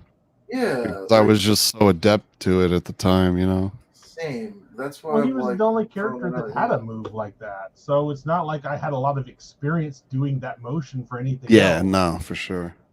No, I get that too, but I don't know. Like I totally agree with BloodTide. Like when he said, like, he was adept to the pad, so therefore it just came more natural. So same with me. Like, I played so much on pad during the consoles during that time that was just naturally what I was better at too at that time, you know. Now I do have to point out that there in the chat, yes, that is the best line in the movie. That was hilarious. Quick, change the channel. As if that's gonna make a difference. Oh my god, I can't wait for I'm just gonna pull this on screen for a moment. I just cannot wait and I want to share this with everybody that's watching, because we have a couple of things that we're working on behind the scenes, and this is, I'm gonna give you a little sneak peek behind the curtain, and shout out to BloodTide for this, because the two of us were working on this design. So we are going to be working on Street Fighter Tuesdays. That will be a stream that we're going to be doing. Every Tuesday we'll be doing Street Fighter. And then we've got some other things cooking too. But that's definitely in the works, so that we're going to bring in Street Fighter Tuesday. And you can imagine those lines being thrown into that. Like, but for me, it was Tuesday. That's my second favorite line. Hell yeah. Now, if you ask me what my third is, I don't know because I don't think I can remember a third line from that movie. Well, what's your first favorite? What was the first favorite? The change of channel one? Yeah, Oh, okay. I love that. I love it. So out of place and amazing. Like there was no reason for comedy to be in that part of the movie, and it was such a mind blow that they could write a hilarious line. Those, how awful the movie had been. Honestly, I don't think that's where they were going originally, but that just became that way. I was gonna say the third best line was, "What? You got paid?" You don't remember that scene where DJ got like a whole thing of money, like he found a chest, or he was kind of trying to steal it or whatever it was, and I think at one point or another, Geef questioned him, and he was like, "What? You got paid? Like they were paying you all this time, and I've been working for free?" Like, well, two things. One, I don't particularly remember that because that joke has been used in so many things now, whereas the other two jokes I don't hear on anything. And two, shouldn't that have been Balrog instead? I mean, that is his win line. I got paid. yeah, that is his win line. My fight money. I can see that. I do agree with Doobie though, and I kept it on screen so that we could, get to it. Like he even said he went to the theater twice. Man, I have memories of that. Like I that could be another thing for Fight Talk. Like fighting game movies and fighting game anime would be an interesting one, I think. Well, then let's not spoil Mortal Kombat by telling people that Shao Kahn loses in the end. Oh my god! It's spoiler alert. God. Oh That's my not god! a spoiler alert because they don't even fight Shao Kahn in the first movie. Now you made me spoil it. Wow! Just wow! Way to go, man. Way to go. You Just made wow! me. Nah, man. Nah, you dropped the ball on that one. That was all you. Yeah, I'm with BloodTide on that. Yeah. So I think Anyway, we have more characters to go over, unless you have something you want to say about Zangief. Nope, we skipped him. always. Okay, let's just be real. Hardest character in the game to play, right? Starting off, first people to walk up to an arcade machine, play Street Fighter 2. Who do you not pick? Zangief. The hardest character in the game to play, like out the gate, right? Yeah. I mean, unless you know nothing about the game and you're like, okay, this dude looks big and muscular, he must do the most damage. I'm going to pick him because I don't know what I'm doing. Well, some people thought that, and some people had that. That was very much probably why he only ever got play at all. If you look at some of the more seasoned Street Fighter 2 players, Zangief's SPDs, I'm gonna pull out some names out there, like obviously Dustin, he plays him as a main. I'm talking about Shaft of Pleasure, and then you've also got like people like HDR Champ that use him. He is pretty badass. It takes a lot of work to do what they do with Zangief though too. Okay, like these frame perfect, you're basically putting people in block stun into a command throw that's unbreakable. This is the reason why later on in games, there was a little bit of a gap in there to where if you got put in block stun and you held up and they did a command grab, you're going to jump it. It's not like that in Street Fighter 2. Oh yeah. That right there gives anybody with an actual command grab some serious leverage in this game. But it took a long time for people to figure that out too.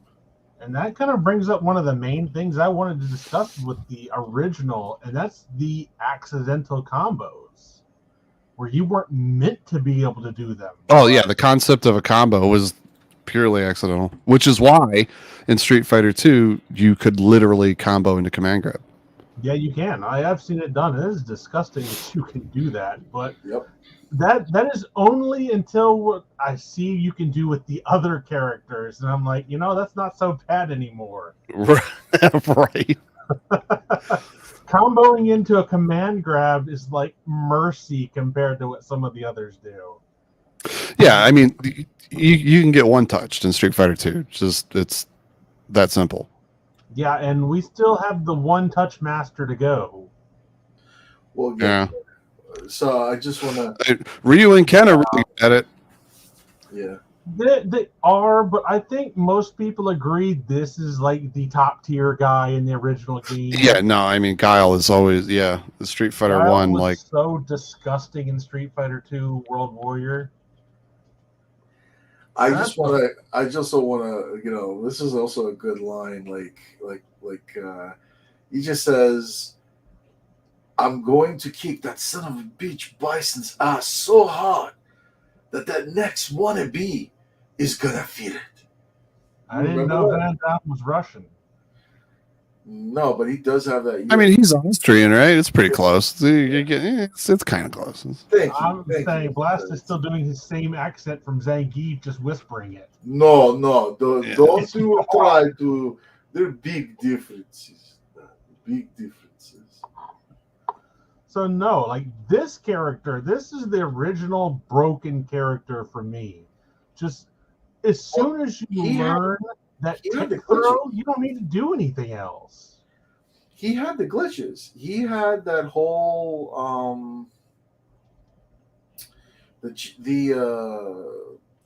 handcuff, if you remember, in the OG Street Fighter 2. Like you would crash the game when you would do that. Like you couldn't do anything. You get handcuffs could be done on SNES. Yeah, this is the character that you pick when you want to piss somebody off. Yeah, this was the shiznits. I remember when I was like playing him as a main, I was like, "What? I could do that? How the hell do I do that? I want to know." And he's so easy on a combo too. Well, I guess it depends. No, he really does. Because I didn't play him that much back when the game was still new, but all these years later, now that Fightcade and stuff is out, I have played him a lot. He dizzy's so easy. I could see that. He was a good character though. Well, again, I think he's generally considered the best character of the 8 in the original game. I mean, would I say he's the best? Probably not. Probably. Oh, come on now. So, yeah, Guile has the range. He has a great I know somebody else that has really good range. I'm going to hurt you if you don't switch back to Guile.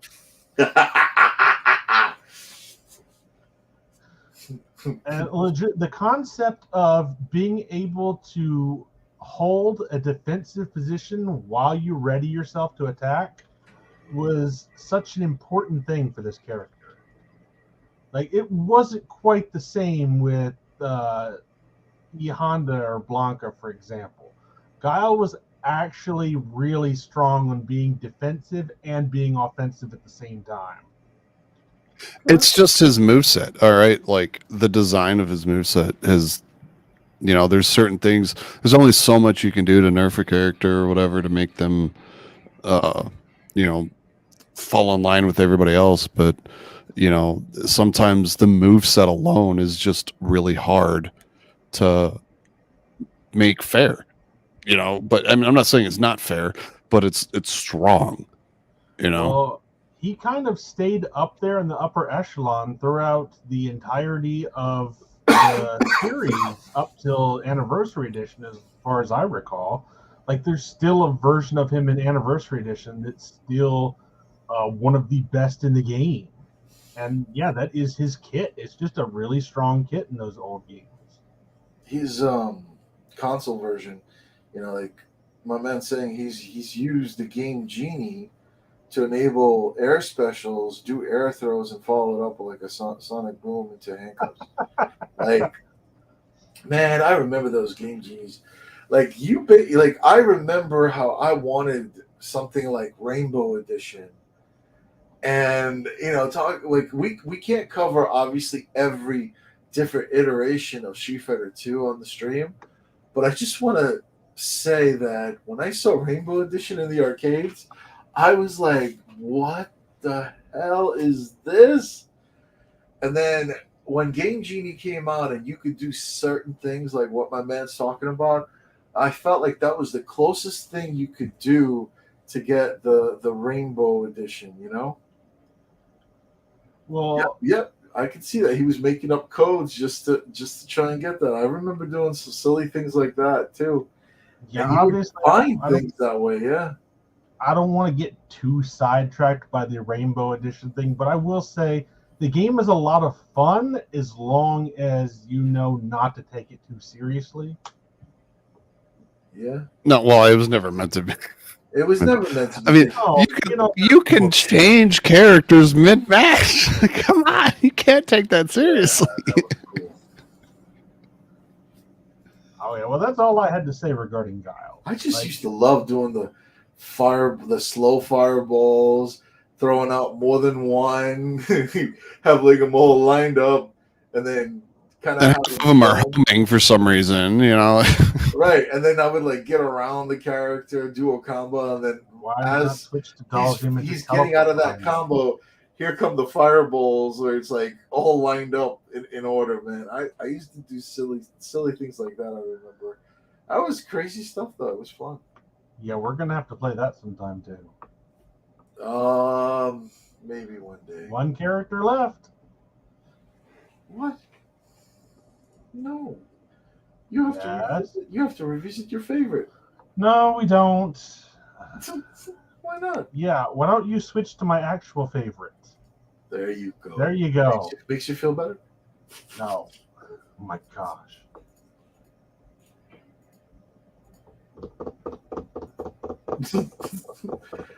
All right, there you go. Done. All right, Stretch. Go for it. Oh, come on. Like, what's not to like about this character? The fact that he is slow, but reaches across the entire screen is just a fun concept. And I don't know if they had explored this concept with any other games. Like, I know there are plenty of characters to follow that use that same concept, but he might be the first. Might be. Like, I'm not going to was One definitively Piece. say I have researched this extensively and he's definitely the first. I don't know that, but he's the first one I can remember. You can see that. And I've said this on one of our other fight talks, but I legit learned this character just because somebody I was playing said they hated this character. That's why you picked him? That's why I learned him, yes. It's like the guy I was playing was beating me, and I was picking random characters, and I happened to land the cursor on Dazim, and he said, I hate that stretchy character. Picked him, immediately became my main. So I actually picked up Blanca again because of you, Utility, because of your love for him. That's why I started playing Blanca. Nobody believes that. It's the truth, man. And you know what? I'm gonna prove you wrong one of these days. With him, EJ, you got to get some fucking. You got to get some EX games in that too, right? Just the all the Capcom offshoots there, or the Street Fighter offshoots. So I'm going to guess that I'm the only one of us with any real experience playing Dazim and Okay, Warrior. as far as playing him, yeah, probably. But as far as like the type of character he is, him and Zangief kind of fall in the same category, and what they tend to refer to as a polarizing character.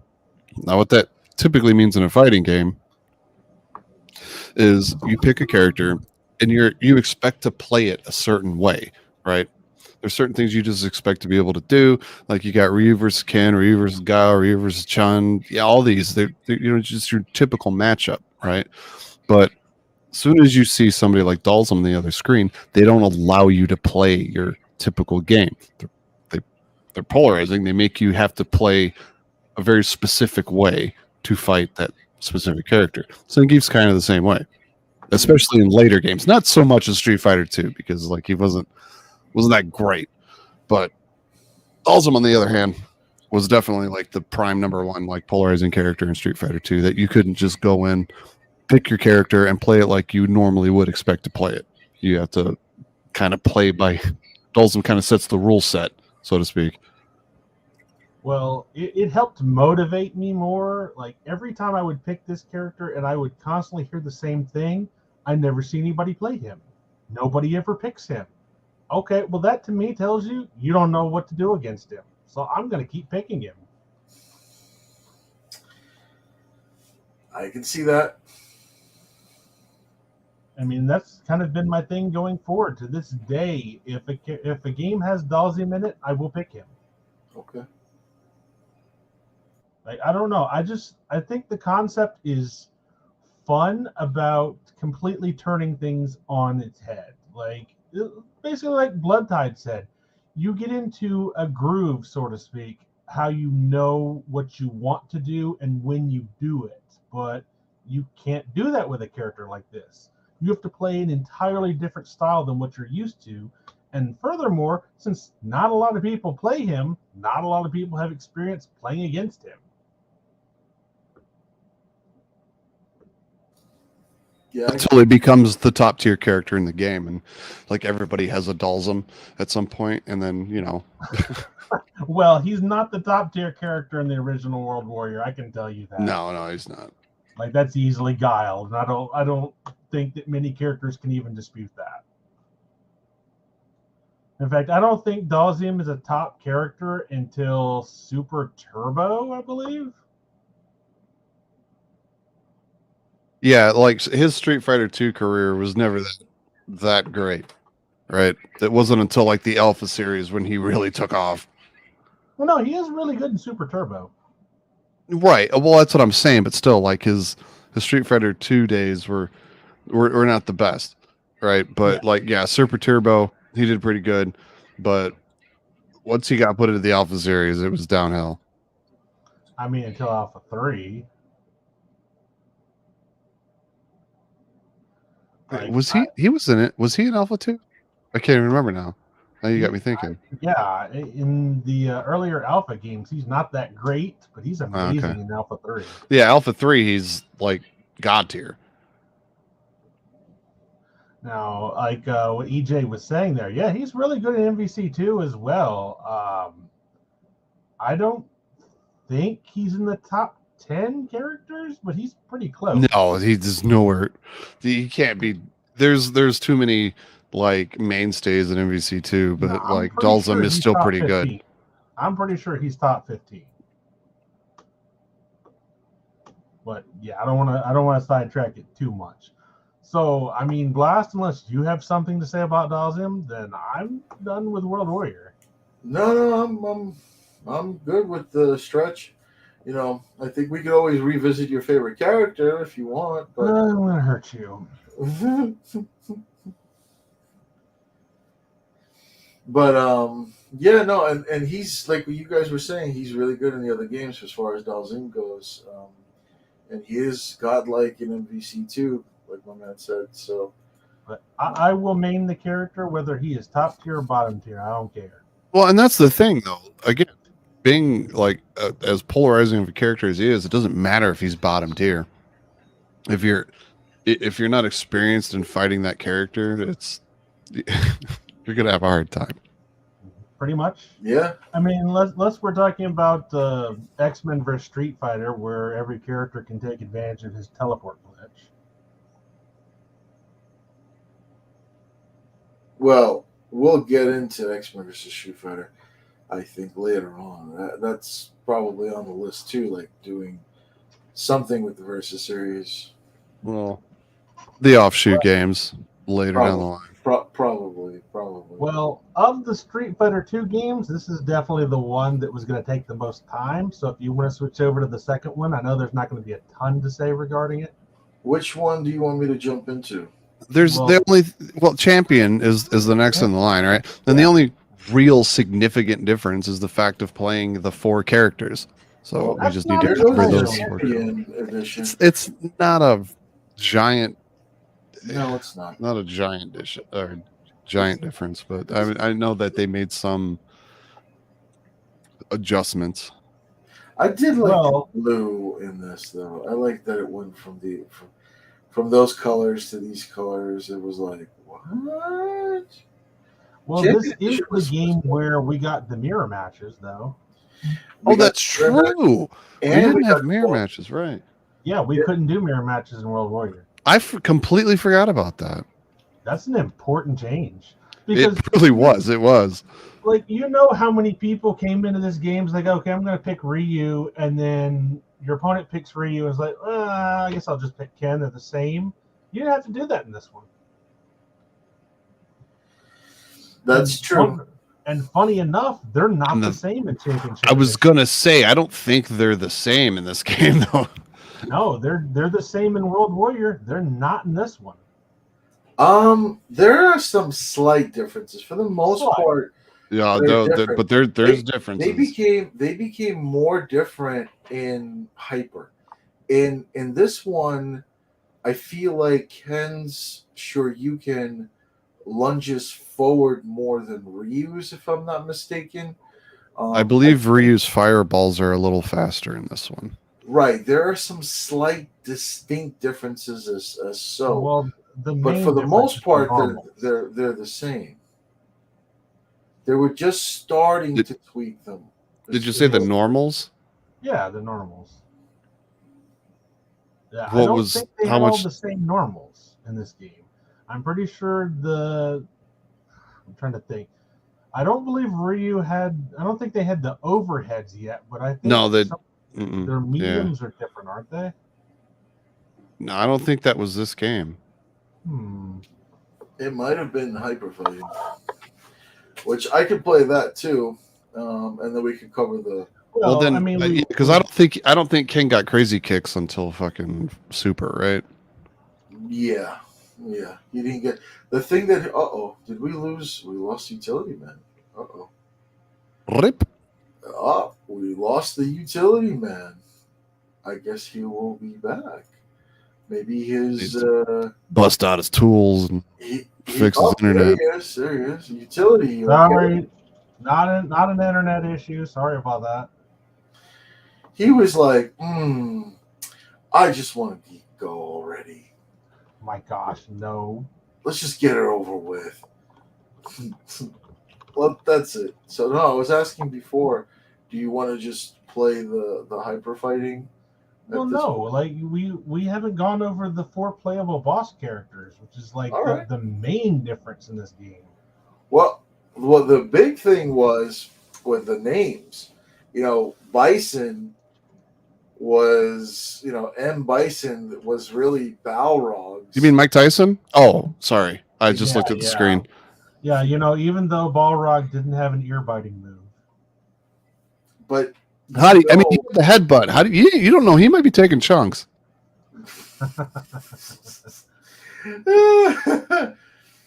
could very well be. But yeah, since basically they switched their names around from the Japanese versions. Yeah, Balrog was M. Bison, and Vega was Balrog, and M. Bison was Vega. Yep. And The only one you got to obviously- keep the name was Sagat. Well, I mean, Sagat already had his name from Street Fighter 1. Right. Yeah, that's true. That's true. I never realized that. You're right. Yeah. Yes, Sagat. But I think most of us know by now they couldn't keep Balrog as M. Bison coming over here because they had to worry about getting sued. Honestly, like I do think the change was warranted, no matter how much I don't really like that they did that, because now everybody has to call them Boxer, Claw, or Dictator. Yeah, I was just gonna say. I was like, this that's what they swiftly want. brought on the very generic names of these characters that people just stopped referring to them by name and just called them what they were. Yeah, I still, all these years later, I'm still not used to saying boxer, claw, and dictator. Even though I know that it's generally what you're supposed to say, I will never get used to that. It just doesn't sound right to me. Honestly, You know what? And to be fair, the only time anybody does that is in uh these older games now, right? yeah, Like Street Fighter 5, it just rocks, man. You know what I mean? Yeah. Like yeah. this, I don't see they're anybody in Street Fighter Five going, "Oh, great dictator" or "great boxer." Yeah, yeah. it's really the old school Street Fighter Two that you It's the have. only time people do that. Yeah, because Bison is Bison around the world now. Yeah, but like, how could Balrog not be Balrog? Because then you wouldn't have the win cloak. Barlog win. It's so great. But I nobody. mean, Our luck wins. It says Barlog. I know. I don't know. Like I've always liked this character. Honestly, I didn't get very good with him back then, but I tried to learn him back then. Dude, that just threw me for a loop because I knew damn well, like, whatever we were at one point we were doing, I think it was doing the alpha tournaments, we were playing a little bit and shit here and there, and you were like, I just wish I can get this Balrog code to work because I just want to play some Balrog in Alpha 3. It's like, what? It's like, you wouldn't play Balrog? Why? Yeah, you never really see me pick him, do you? Because we don't really play Street Fighter 2 that often. But yeah, when I play Blast, I pick him pretty much every time. he does. He likes to use them. Yeah, of the four boss characters, this is the only one that I ever really learned. I got you. Like, I mean, sure, I can pick Sagat and Tiger, but actually learning the character, no. Balrog is the only one I ever took the time to get good with. What I liked about him though is that he had the reach. Like his punches would go like half the They're like quarter screen. string. Yeah, no, his like Yeah. standing heavy punch is like half screen, just a straight boom. It was just like, damn. Like that was the thing. Like, and that's what made him great. Like, okay, he doesn't have kicks, he doesn't have projectiles, but the man has reach, and if he gets you, he would dish out some good damage. So that was the thing, like about him. I could see why people use him and he's good and all of that just for those reasons alone. People that know how to play this character in Street Fighter 2 is deadly. Oh yeah, Like, straight deadly. This is it's one of wild. the characters that really made me focus on normals a lot more. It's like, yeah, his charge punch is great, his charge uppercut is great, but the normals at neutral is so important, and I learned that playing this character. Did he have tap? Did he have tap in Champion? Oh gosh, I don't. what do you mean by tap? Tap is TAP, turnaround punch. The one where he would charge back and go 1, Yes. Yeah, 2. I'm trying to think, 'cause I don't think he had his anti-air in the Championship Edition, but I can't remember if he had tap or not. I think that came out not in the original Street Fighter 2. I think that was either Hyper or Super, where they finally gave him that. I think it's Super to be exact. Because tap like goes through fireballs and stuff. Like that's the whole point. It turns around. It goes around moves, and it's supposed to be like kind of a big surprise attack. The longer you charge, the more damage it does. It's. I just checked, and yes, he does have it in Championship Edition. Oh, okay. Oh, they gave it to him in Champion. Wow. Yeah. Okay. So he's always had it since he's been a playable character. Just. Yeah, I mean, thankfully the boss version of him in World Warrior didn't have it. Right. That's what I was wondering, because I knew, like, he was probably the easiest character to fight against arcade wise, like in the original World Warriors, as far as out of the 4 bosses, because like he didn't have much. he had his charge punch. That's pretty about it. Yeah, his airs weren't that great in World Warrior. You could practically just sweep him to death. Yeah, I can see that. Now, as far as him having a weakness to jabs, I mean, It was more I like sweet. guess like right up close to him, you basically you don't want him to have the middle distance. That's what you really don't want. Yeah, full screen you're fine. In his face, you're pretty fine. There's that mid screen when you want to either get in or get the hell out because he's about to hurt you. Yeah, that is when his range and speed can really surprise you. Oftentimes, you know, it all came down to who would do it first. Like it just kind of made sense to be up in his face. A lot of times, as especially when you're playing like the boss version, like in the OG. Now that is, of course, until they gave him the anti-air, and Yeah, when he had the headbutt, when he had the bull, whatever, what they call it? It was like a bull something, bull charge. yeah, that really diminished his up close weakness. Yeah, because not only that, it also gave him a really reliable anti-air. Because if he's holding down back, you're not jumping on him because he's got iframes. Just like as if it was Ryu like SRKing you. You're not. Yeah, and just as a left field thing, it's a really good attack in Street Fighter the movie, the game too. Oh yeah. So I remember that.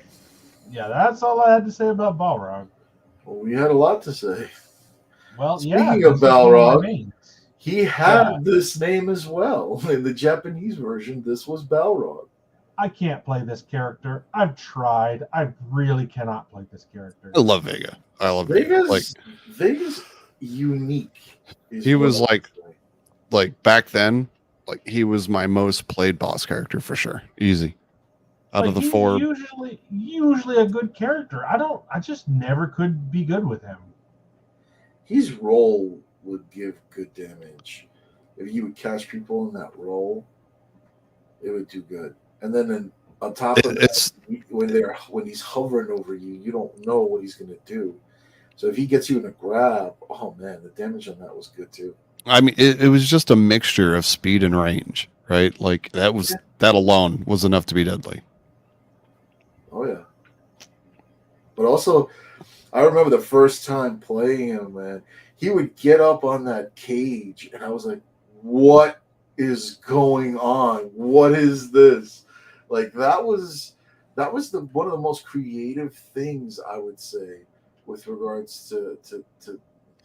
It's so funny that like how that's a thing, right? In Street Fighter 2, it was just expected, right? With you got Vega on Vega's stage, he's gonna climb around on the cage, right?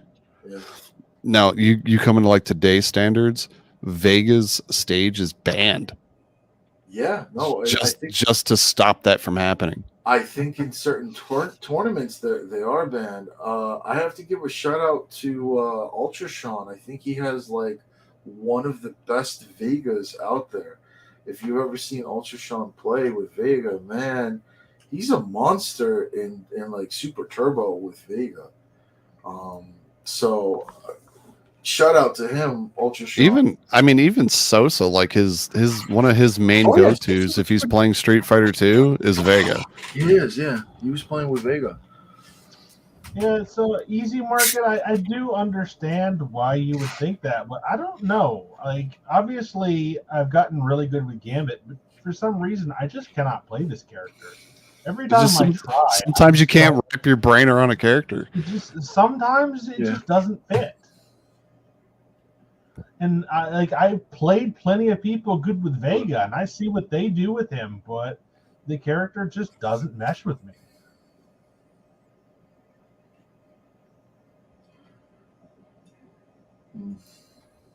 I thought Vega was cool. That's how I'm going to leave it at. Good character, yeah, just not for me. Well, I wouldn't make. He wasn't my main either. But I could see why certain people. You can appreciate him for what he is. Yeah. Yeah. Precisely. I totally agree with you on that, Mr. Tides. I believe we're ready for the next one. Tiger. That was so annoying in the arcades. every time he would say that, I was like, whatever. So they make him look like on the picture, right? They make him look so big and bulky, and they did justice to that design in future iterations of him. But I felt as though when they He was just a tall, skinny little twig in Street Fighter 2. in Street Fighter 1 though, and I can pull up the footage of Street Fighter 1 of Yeah, he looks much closer to beating that in him Street up. Fighter 1. Right. So like this was the Street Fighter 1 footage. I'm gonna play it. Like he's big and bulky, and you could tell he's like, yeah, that's a boss. He comes out like a boss in this too. Like I'm gonna play that footage now.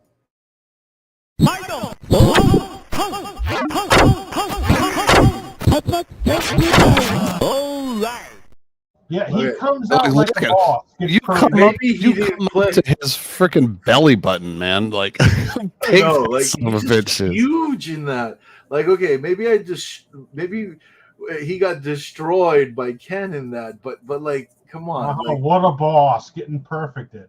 oh boy, that is like super rare footage. I can't even remember if that was me or CS Vagrant that did that. That's how What? old that is, to be Yeah, honest. this character in the arcade was probably the most Oh, frustrating right. thing to fight because you knew what was coming the moment somebody picked him. And for somebody like me who wasn't that great on the joystick, I was pretty much screwed. Like, what am I going to do against this? So, this iteration of this character spawned an entire name of a move, of a way to do a move. Okay? Because in this game, his tiger knee was done in a very unconventional way by today's standards, right? That's true. It was down, forward, up, forward, right? And that was how you did his tiger knee. It was down to up, forward, and a kick, right? Now today, like that, after that game, it went away, right? It became like his tiger knee became like DP motions and whatnot, but like that move of down to up forward is still viable in a lot of games for like modern games because they're of like certain moves that can be done that's called like instant air, right? Like say Kage in Street Fighter 5, he can throw like an instant air fireball, right?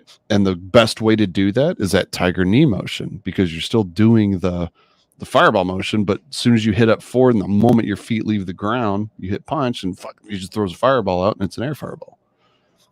But yeah, you go look that up, man. Tiger knee motion, and it spawned from this game, but it's still relevant today. I can just imagine them changing the SRK motion after this. Like, we're still going to call it the DP, but the DP is no longer done by doing the DP. Well, now you're getting into modern controls, man. Oh, Ooh, gosh, please, no. Press down on a button. Here's your No. SRK motion. Let's have 40 different macro keys for every special move in the game. But I'll tell you, I used to try and spam that move out originally. That was never easy to do. Like, Yeah, and that's why they changed it because it was hard. It was hard. It was very hard. Like if you were to put that move in like a today's standard game, right? It's not hard to do. It just comes out. But at that time frame, like with as tight as the controls were, like Tiger Knee was really hard to do, and that's hell yeah. why they had to change it because it was just damn near impossible to do. Yeah, but let's face it. Like most people you came across, you won't even need the Tiger Knee. No, nobody used it. Nobody used it. No. You had a high-low fireball and a DP and some fantastic normals that reached like every one of his kicks hit twice, right? Yeah, so there's 2 hitboxes on it. Kick you out of the air, and there's nothing you can do about it. Like back then, I always saw him as like a stronger Ryu and Ken. Like, why would you bother picking them when you can pick this? Well, this iteration was like the strongest Sagat, right? Am I mistaken? Champion Edition Sagat was like the god tier Sagat.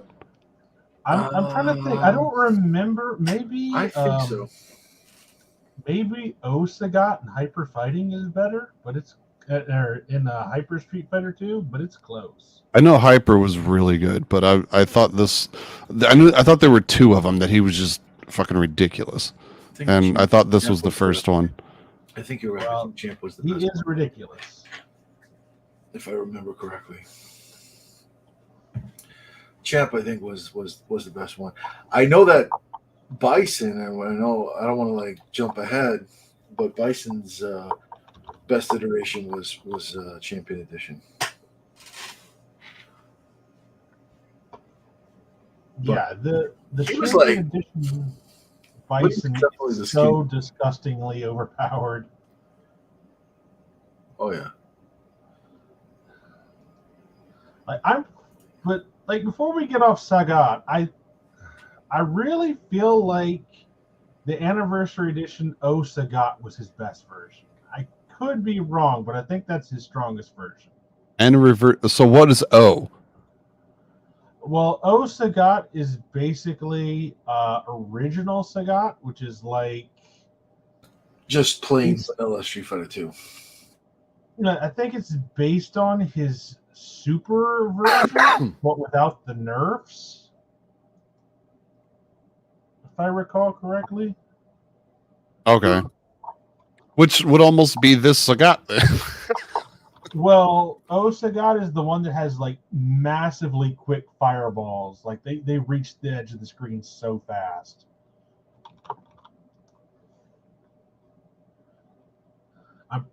Yeah, if I recall correctly, I think Sagat is based on Super Street Fighter 2. But I can't remember if that's Turbo or original. I want to say it's original, but don't quote me on that.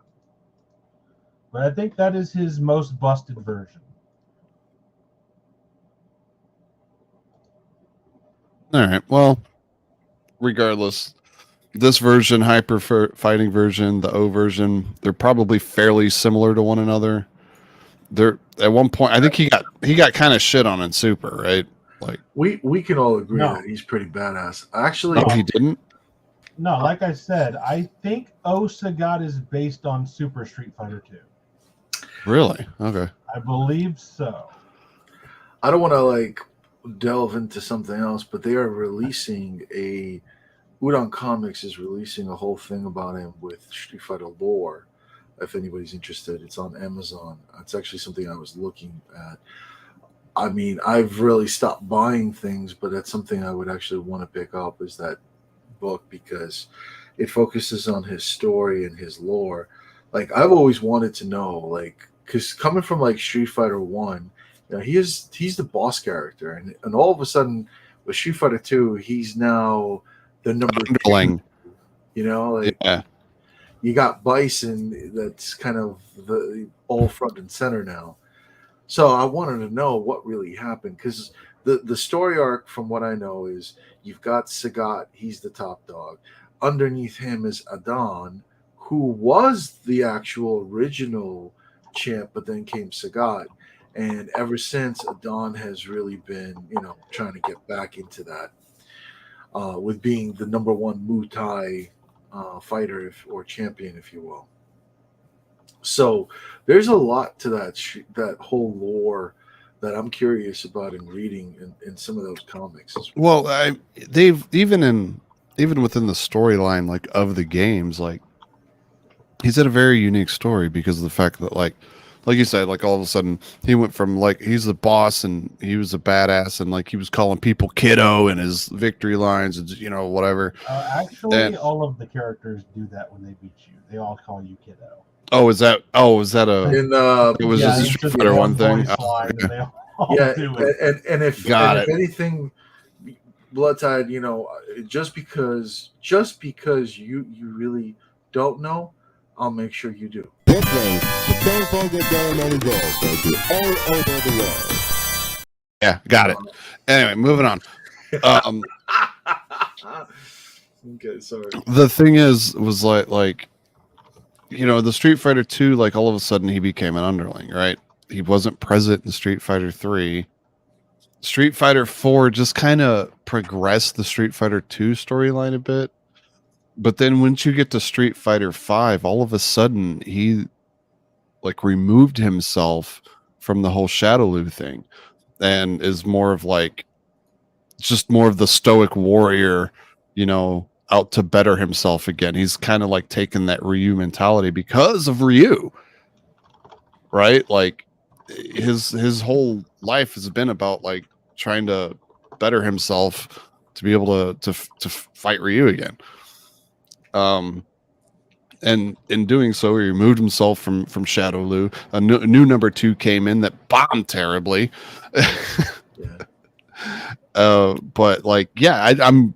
It would be really cool to see like how that progress happened. You know what I mean? Like how like he wound up in Shadowloo, and then how he finally decided to remove himself in One Piece, even.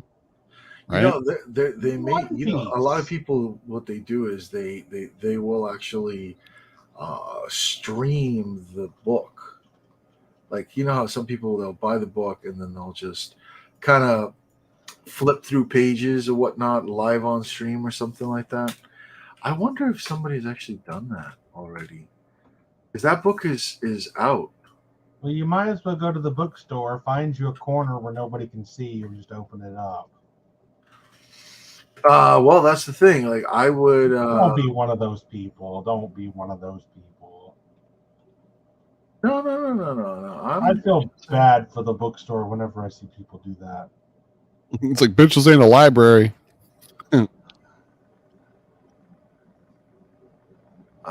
I'm not sure. I think I'm just looking.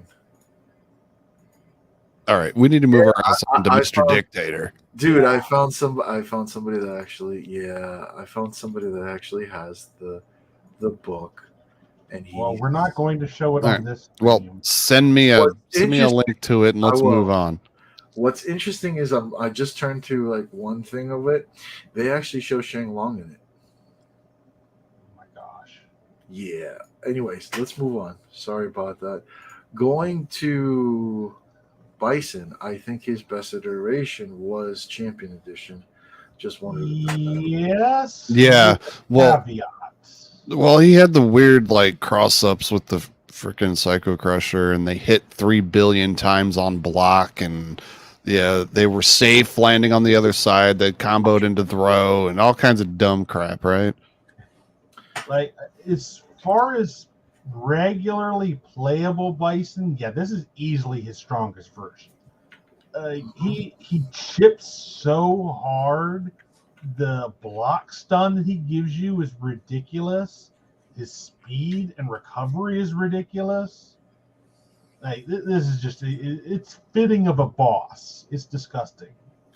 Now, if you want to he's a playable boss character, yeah. Playable, yeah, because obviously in Hyper Street Fighter 2, you can cheat and play his World Warrior Edition, which is massively overpowered, but regularly his strongest playable version, yes.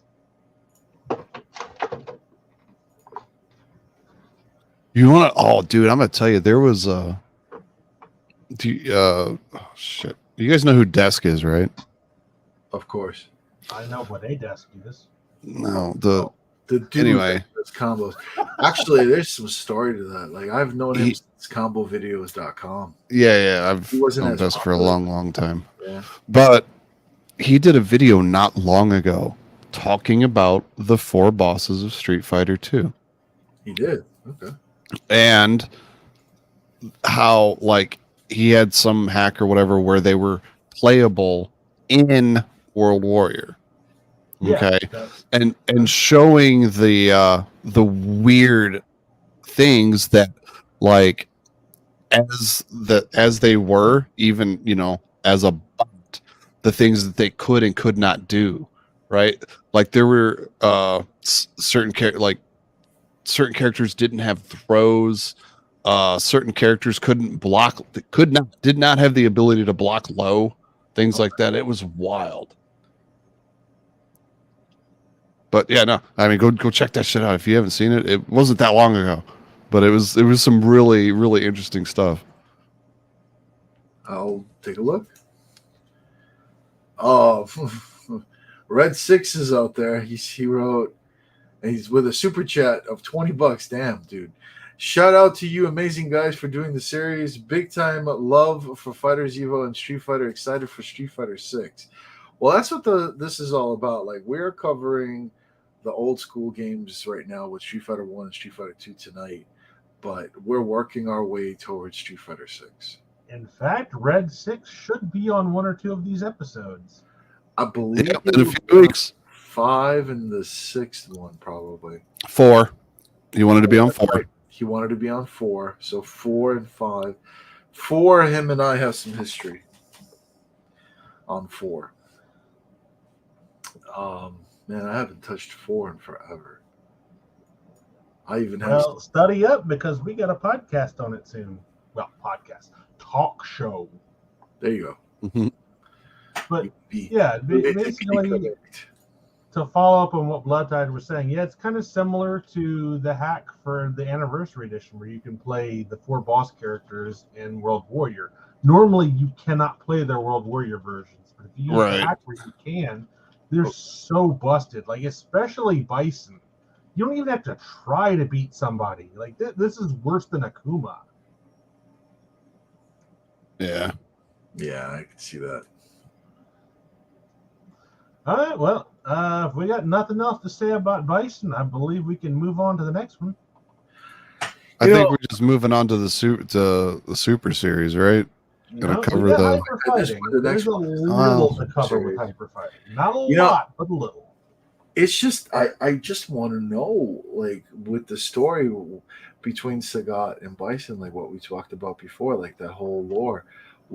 Is it really because of the psycho power and all of that kind of took over it? One other interesting iteration within his development is, if you notice, he has a star on his cap, and then later on they developed the whole skull for psycho power, right? Yeah, which is pretty cool too. I just wanted to throw that out there for anybody that didn't know. So, and I loved him in the anime. The Street Fighter 2 anime, that was just the best iteration of Bison, in my opinion. So, you want me to play the intros for hyper fighting? Yes. Well, we did kind of hyper fight. So the thing about hyper fighting, that's where they started to kind of make subtle, more. I wouldn't say subtle, but you would have certain differences between characters, like just between the Shotos. Ryu, you would do the Tatsu, it would be a hard knockdown.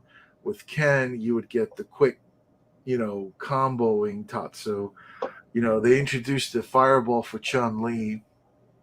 What else am I missing, guys? You want to help? Is this where they got the air Tatsus? Yes, that is where the air Tatsus. Yeah. This is where you got air Tatsus. You got fucking. Matter of fact, I think even Chun had an air spinning bird kick, but it was really hard to do. It was some weird. I don't know how you would even pull that off, but I've seen people do it. The air Tatsu in this is hilarious. That you just stay in the air for the whole thing. Because I think doesn't it? Is this the one where it just goes? The Tatsu just it'll stop you in whatever position you're in, like vertically, and just go straight across and then drop. Yes. Yeah. With Chun-Li, you're talking about? Chun-Li was more like a helicopter, like it would go up and down. No. Chun-Li's did an arc. Slight arc, but it was like the boys did this weird janky. They went up, they stopped where they were, Tatsu'd straight across, and then fell down. Yeah, they would go across. Yeah, that's true. Yeah, because basically, if you whip that move, it's just, this is my life now for the next couple seconds. That's true. You're just kind of there. You come down. Yeah, you just give me that, man. I'll be there in a second. I mean, I'm trying to think. I made some pretty like we worked. C.S. Vega and I, we worked on some combos. I don't know. This game, Chun-Li was busted as just busted as crap. Oh yeah, she was. She was super busted in this game. I will probably play that towards the end, so because there's a lot of super turbo in that too. But I'll upload it, and then I can play that like mini clips of combos and stuff that we did back in the day. Obviously, the main selling feature of this game was the speed of it, because people at the time were clamoring for a more sped up version because they'd gotten used to Street Fighter 2, But they wanted to know what it was like if it was faster. And this is kind of just Capcom quickly rushing out another version with speed. But I'll tell you, this is the version that majority of the community right now wants to play. Like you talk about the dudes that play Street Fighter 2 on a regular, this is what they want to play. This is what they're into. Well, I think the main reasons for that, obviously, it has the speed advantage, but it also lacks some of the brokenness that's in Championship Edition. It still has its own disgusting stuff, mind you. Like hyper fighting Guile is pretty disgusting. Hyper fighting Ryu, Ken, and Sagat are all pretty good, but it's not as busted as Championship Edition. You've got tick throws and things like that as well that you got to think of. Like, yeah, they had it in previous iterations as well, but it's all sped up. You got to think of it that way too. I said it was sped up, yeah. But I'm just throwing that out there. Like, actually, Mr. Sammy, there's a large community for both Hyper Fighting and Championship Edition. Like, I know Super Turbo is still the main played one, but the other two games. There's a lot of people that love this game, dude. It's absolutely, like, if you put them in like order, yeah, that's Super Turbo, and then this game easily, like, right behind it. Yeah, totally. Now, I want to point something out, okay? You know what drove people to want to play these games faster? The ability when they came like to console, they had the little star system where you could turn up and down and adjust the speeds. Yes, on the SNES, I was able to do that. Yeah, I would. Oh man, I would actually try and play it on max speed, like just for the fun of it. Just when people got a taste of that, they was like, "Yo, this is sick," Mm-hmm. And because, like, for example, like, okay, so the original versions of like Street Fighter 2 that came to console, like, was in Japan in like 92. This game didn't come out until 93. Oh yeah. So that kind of gave people the flavor of like, bro, this game is so much better sped up. Like, but that's what it was. Are you sure this came out in 93? Street Fighter 2 Hyper Fighting came out in 93. 93, 94, something like that. Yeah, I've seen conflicting release dates. Sometimes they say 92, sometimes they say 93. Well, what did it say on the title screen? Do I have to play it again? I don't know. I didn't look. Oh my god! Hold on.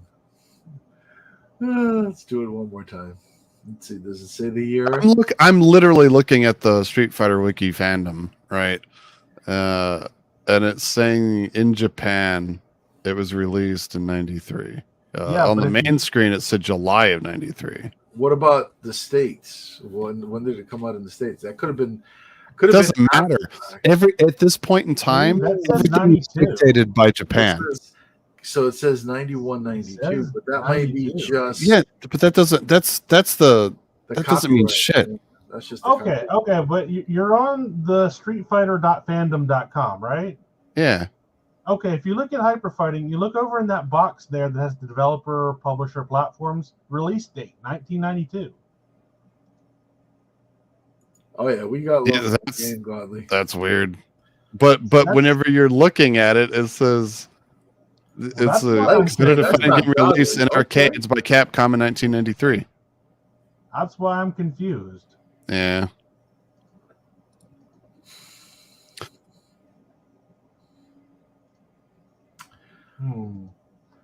Let's see. Well, yeah, I'm looking at it on Game FAQs right now, and it also says 92.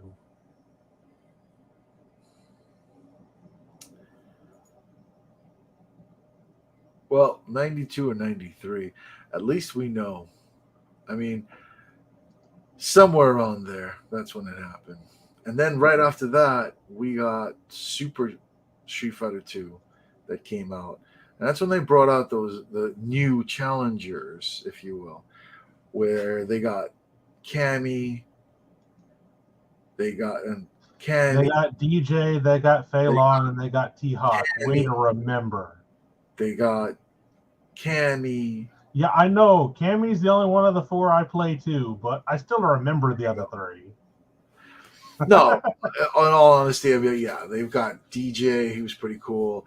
Fei Long was a favorite. You know, T-Hawk. You know, the thing is, I was never really into T-Hawk, but I've seen some great Street Fighters players out there that play with T-Hawk and have done some crazy stuff. But the best thing about Super Street Fighter was this intro was sick. And then to top it off, that's when they Wait! You're playing the wrong one. Oh, hold up! I'm playing. My bad. Hold up. Here we go. My Wow, you played Super Turbo instead. bad. My Because bad. Akuma's there. Yeah, you get your face out of it. So And Fred saying the infinite Cammy. That's right. They have Cammy. So one of the most notable things about this game is this is their first Street Fighter on the CPS2 engine. Looks like somebody's trolling my man Godly. I don't know who's trolling you, bro. If we need to block people or whatever, we might do that. You know. Wait, what's going on with Godly? Apparently, there's another Godly out there that's copying him. And Legs called him out or something like that. Oh, I see it. I see Yeah, that too. I have my speculations, Legs. I have my speculations. But I don't want to focus on that because it's all about this tonight. So yeah, if you just look at the game here, you can tell this is a new engine that they're playing on. Oh yeah. Like everything looks so much smoother and clearer. Now, and I know most people are like, "Hey, Street Fighter 2, that's where we got 4 new characters." And yeah, that's usually the main takeaway, but the difference in the fighting engine makes a huge difference. This is like, where they finally made combos official. Like you saw, like just No, there's actually a combo counter in this Right. game. That's the first game they put a combo It's the counter in first- it. Right. That's when you can actually see whether or not you're actually doing combos. And I'm not sure if this was the very first game that ever introduced the combo counter, but I'm fairly confident within the 90% range that this was the very first one. So that's just my take on it. Yeah, now the unfortunate thing about this game is it is massively overshadowed by Super Turbo. Like, I think this game probably has the smallest fan base left because It most does. people just go to Super Turbo. It does. You know, what's odd though, this is probably one of my most played because I had it on Super Nintendo and played it religiously. Yeah, even I myself, I rented this game a few times. I'll tell you, I played this game for years on Super Yeah. Nintendo, dude.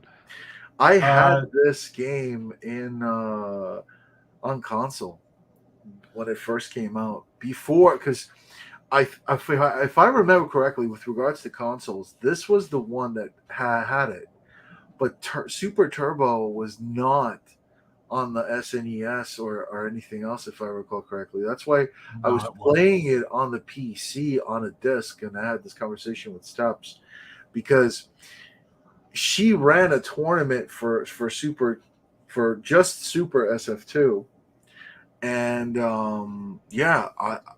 it was more like with regards to the consoles, this was the one that you would play with regards to Super. For Super Turbo, that's where I remember distinctly that if I wanted to play that, I was playing that on a PC. Yeah, essentially, if you brought your friends over, you played this. But once, like the Chilera scene and then GGPO and Fightcade thing became a thing, Oh, yeah. everybody eventually moved to the Super Turbo. Like almost nobody plays this that I see anymore. So Um, I'm not I was sure. actually I was Fighters. gonna answer EJ. The Yeah, first King of Fighters game is '94, so it would not have been before this game. but I don't think I don't remember when they introduced their their combo system. Bleh, I couldn't say that out. I really don't know who was first, whether it was KOF or if it was Street Fighter. Well, All I that's what remember that's what was, I'm saying. This game came out before the first King of Fighters game, oh yeah, that's right, because you said '94. '94. I remember seeing this. Yeah, in the the first King of arcade. Fighters game was definitely 94. Yeah, KOF 94 was the that first game. was '94. Now This game came out in saying 93. that's not saying that this game had the first recognizable combo system, but it did come before KOF '94. I'm pretty sure this game was the first one to have a combo counter. While you guys were talking, I was sitting here flipping through shit, and it looks like it is the first one. Yeah. Thank you for confirming. So yeah, there you have it. I don't know if whether or not it really was the first, but definitely felt like it. Now, from what especially I growing up. recall, I know a major turnoff with this game is I've heard people say, and I feel like I remember this too, that it's slower than hyper fighting. It is. It is. It's like a happy medium between hyper and the OG. I'd say it's like, see, that's not really a happy medium. Like, if it was a happy medium, then people wouldn't play Championship Edition over this. but that's also why Super Turbo introduced the whole speed between, like, you have slow, you have medium, and you have fast. Well, it has the word turbo in it, hence them bringing back the faster speed. Yeah, it brought back the speed of the hyper fighting and whatever. This game was definitely slower. It was a little faster than like Champion Edition, but it was not hyper fighting. Yeah, and for a lot of people that remember, the Super Nintendo version of hyper fighting was Super Street Fighter 2 Turbo. But the thing about Turbo was that it also introduced their additional moves like reuse, overhead punch, things like that. I don't think. Well, this is also where Ken got crazy kicks and shit too. Yeah. Speaking of crazy kicks, I'd like to show off some of those crazy kicks. And this is a shout out to CS Vagrant, who did the majority of these combos. But take a look at this. This is like a 50-second clip of different combos that from the Ken tribute video that we worked on.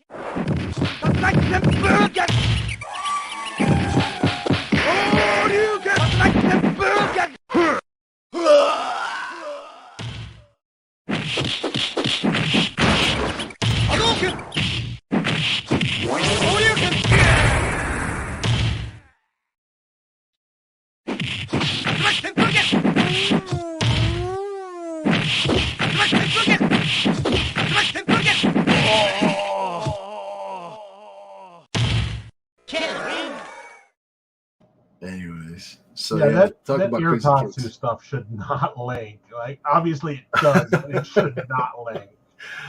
Well, that's why we wanted to show what was possible. That was just the fun of it, if you will.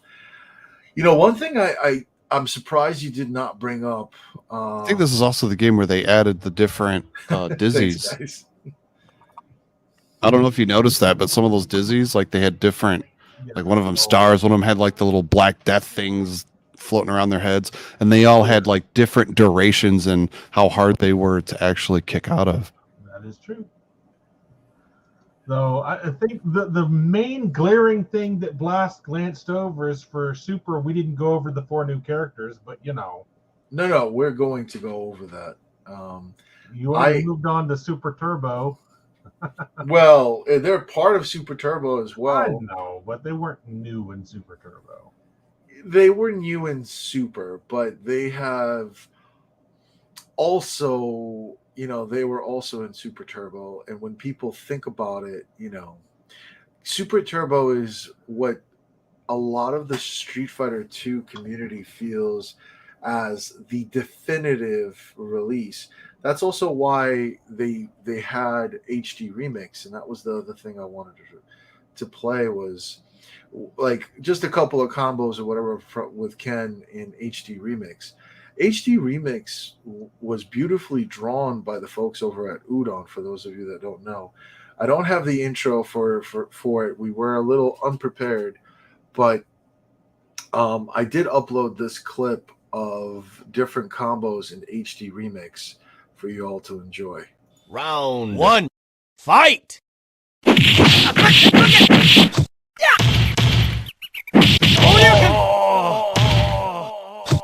Ken wins. Perfect.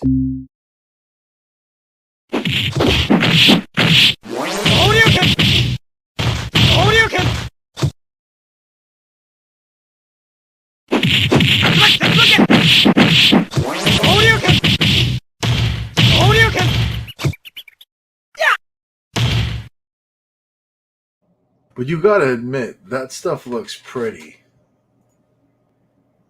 Yeah. I mean, I like the hand drawn style of it, though I've never played it myself. True. But I know later on they did release like Ultra Street Fighter 2 and stuff, which we don't want to like delve too much into. But why don't we focus on those characters that Super did introduce? Mm-hmm. So I just want to talk about. Oh no, I just No. I want to talk about. Yeah. I want to talk one you need to about. bring up. Well, we could start with. Well, no, I want to talk about. Which character did you want to start with? Because Either put Cammy up first or do her last. oh, well, I definitely want to do her. But Well, I understand. I think a lot of us at that age felt similar, and many of us still do. yeah, no. But if you want to start with Cammy, we can start with Cammy. All jokes aside. So, like with the 4 boss characters, how I learned Balrog, this is the only one of these 4 that I ever got good with. I'll be honest. I was never like, as far as my own self, I was never. If Mike's playing her, you might as well just rename her Spammy. Wow. Hey, we got Mr. Sammy out there. He may get offended with that. Don't start calling things like spammy. There's a big difference between Sammy and Spammy, Mr. Spammy. Yeah, all right. There's a difference between Circus Miro and Circus Meal too. Listen, I still love Circus Meal. Okay, let's leave Circus Spammy Cammy. Red Nose. So Spammy Cammy. That's what it was. Cammy was my favorite of the 4. The way she's drawn certainly helped.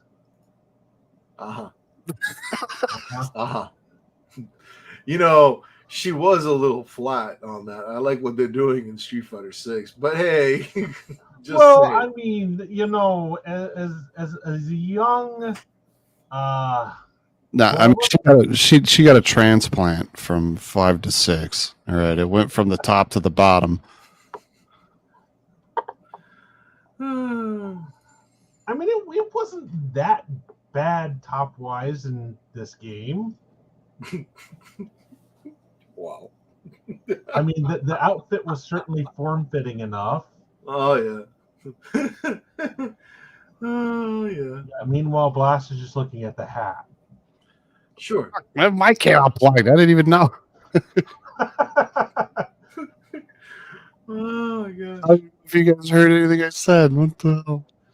Well, listen, I'm gonna say this. As far as Cammy goes, I never got serious with playing or using her as a character until actually Street Fighter 5.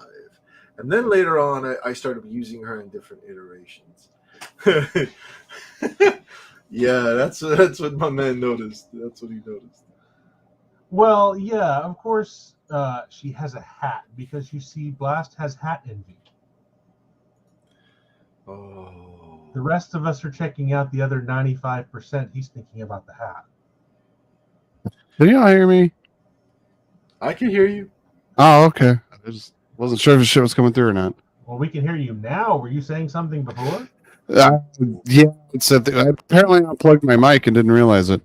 Uh-oh. Yeah. What were you saying? Go ahead, man. You got the stage. No, nothing outside of the fact that you guys were talking about the way she was drawn, and like Mike said something about how she's in Street Fighter 6, and I said the difference between her and Street Fighter 5 and 6 is that she got a transplant and they moved everything from the top to the bottom.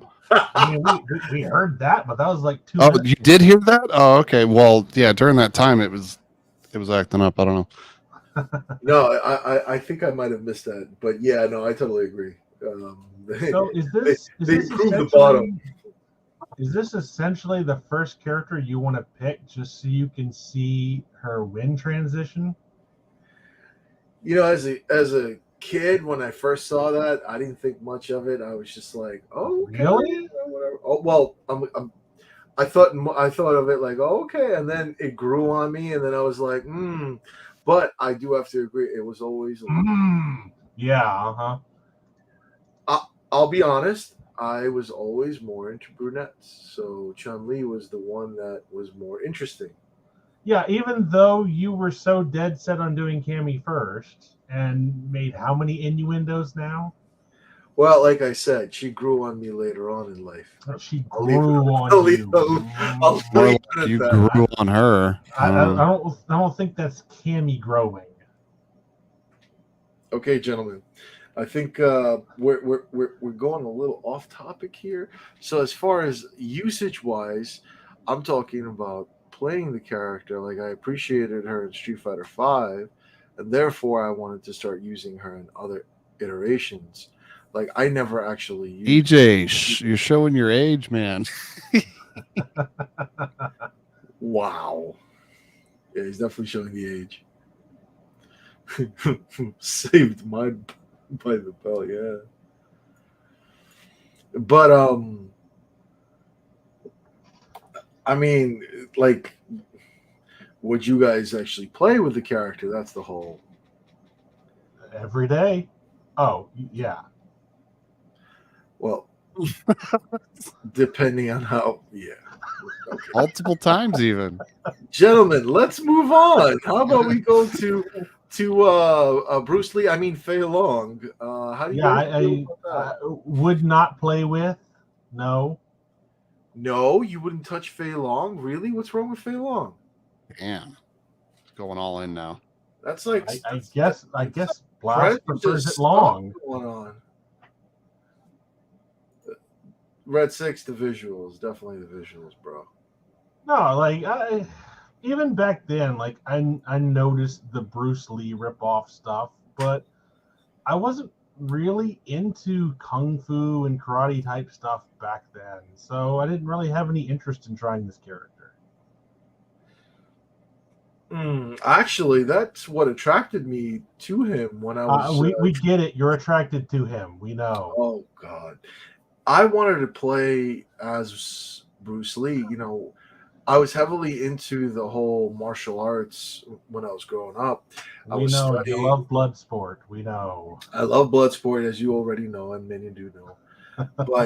But I was also training, you know, and teaching karate and stuff. So I was heavily into it when I was younger. So Bruce Lee was someone that I had admired as, you know, someone to look up to in with regards to the whole martial arts scene. So when I saw the character, and I was like, oh my God, you know, this is pretty badass. This is what I've always wanted, a ripoff. Well, to be fair, yes. In the arcades, I was like, "Yo, that's Bruce Lee." You know, that's well, as a kid, that's what my original thought process was. But come on, that's why you liked Ryu so much, since he was a ripoff of Ken. But they did the same thing with Bison. BloodTide, I think he knew what that was. I would hope. I don't know. I think he was being silly. See, he knows. Yeah, he's like, very good. but bring not heat back. Exactly. So yeah, this is the character that introduced the Rekka into the series. Huh. It was, yes. It Yeah, I is. didn't think about that. There's nobody else. That's why I held that did comment Rekkas. from Mr. Sammy. He's absolutely correct. I didn't think about that before. I mean, obviously I knew that he was, but yeah, that just kind of hit me that nobody else had done that in this series. It's true, yeah. But I think what really stood out was his flame kick. Like when you saw that coming through, you were like, "Yo, how do you do that? That's a reverse." So like you're thinking Dragon Punch, but this guy's got like a dragon kick, and it's reversed with a kick. Like, that's what attracted me to playing him. He has a dragon kick, just like a Bruce Lee ripoff would. Back in the day, whenever you start messing with inputs and doing something different with them, like nowadays, everything's been done, right? I mean, you got pretzel motions and KOF and everything else, but like at the time, a backwards DP motion, but it's on a kick, like, yo, that was mind bending, right? Exactly. You know exactly what I'm talking about. That's why a lot of people were using him. I have friends that made him their main. So I thought the concept, yes, okay, I agree with Utility Man on the ripoff. However, I thought the overall character design and capabilities were pretty cool. That's all I got to say. I mean, let's be real. Let's be real. Like a lot of Street Fighter characters are ripped off of tropes. I mean, that's just the way it is. Yeah. Well, that's E.Honda is your sumo character, and Zangief is your wrestling character, and Ryu is your other Ken character. We know. Yeah, exactly what Red Six just said. He is a ripoff with that, Well, yeah, we already covered that, Red. Like seriously, like what? Everybody's a freaking. We already covered Barlog. We're past Cammy. 2-button queen. Wow. Okay. Ooh, somebody knows you. If anything, I have to give this guy Ken. Who is that? Who is that? Because I would have high-fived him. I don't even know who that is. I do. You just don't know that you know. Who is it? Wow. Tell me. Whatever, dude. That's all I gotta say. Wow, Blast isn't gonna tell you. We don't need to. Wow. We don't need to. Who is it? I want to know. Like a child. Like, I want to know. I want to know what love is. Okay. Anyways. Moving on. We're past Cammy and we're past Fei Long. Let's go with T-Hawk. I felt like when I was growing up, I felt like that was a boring character design. This that was character my initial sucks.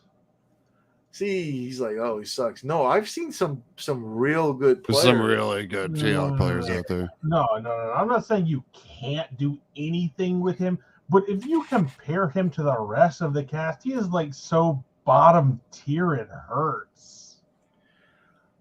But he will destroy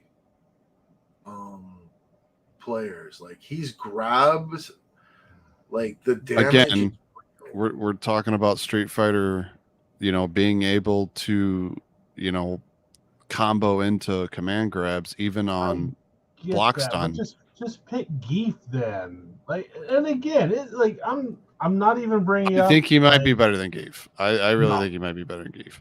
No, I will 100% say Zangief is better than T-Hawk. T-Hawk is bottom tier, almost by himself. But I don't know. I've seen and had to deal with Geef's apart. Yeah, it's just I agree. He's got more fucking mobility than Geef does, and that's a big deal. He's not Dan. It's not like you can't do anything with the Even character. Red said he But has a crazy somebody TikTok. has to be the worst character in the game, and that's him. No, I've seen otherwise. Yeah, I'm with BloodTide and Mr. Sammy. Listen. I joined this tournament that Steps was running with, not Super Turbo, but just Super Street Fighter 2. And there was a dude, I forgot the gentleman's name, that played with T-Hawk. Was that the one that I played in? Yeah, that was the one I played in. That's the one you played in. Because first round I fought him. He put me in losers, and then I fought Red, and then I fought Steps, and then I had to fight him again. I fought the dude too, if you remember. And shout out to the guy, I forgot his name. He was really good with T-Hawk. He took out Dustin, if you remember. He took out Shaft of Pleasure on that. Yeah, he did. Again, keep in mind, I'm not saying he's Dan. Obviously, you can play him effectively, but somebody is the worst in the game, and I say And it's it's him. not him. It's not him. Heavily DJ. disagree. Like, I'm pretty sure it's DJ. All of y'all. But no, I'm there's- pretty sure it's No, DJ. it ain't DJ. DJ players, No. bro. You've got to see my man. Oh God, why is my mind drawing a blank? Like, you are crazy if you think DJ is the worst. Yeah, I see. You even got the chat saying no, definitely not T-Hawk. I'm sorry. I disagree with all of y'all. Listen, I'm telling you, bro. There are some people out there that can use T-Hawk and will destroy you like it's nobody's business. Again, I'm not saying he can't do anything. He's not Dan. But Are you saying it from a character design perspective? From what perspective are you from looking what the at? character can do? No, dude, I'm telling you. Like, He's got a DP. He's got the fucking air dive. right. He's got the command grab. He's got some silly normals. He can tick throw like a bot. Look up tournament stuff yourself. I guarantee you he's bottom tier. No. No. 100% guarantee you. We have seen actual tournaments where Things have come a long way since the days that this game was played in tournaments. Yeah. What are you talking about? People still play this game at tournaments. Not like that. Yeah, no. T-Hawk is not. He's definitely got some skill in him and all of that, man. That like it's not, And the only characters I would say that can compete with bottom tier otherwise is Cammy. Much as I love her, she ain't good. And Zangief, who is the OG bottom tier. And I still think they're slightly better than T-Hawk. I don't think so. I disagree. Tide, what do you think?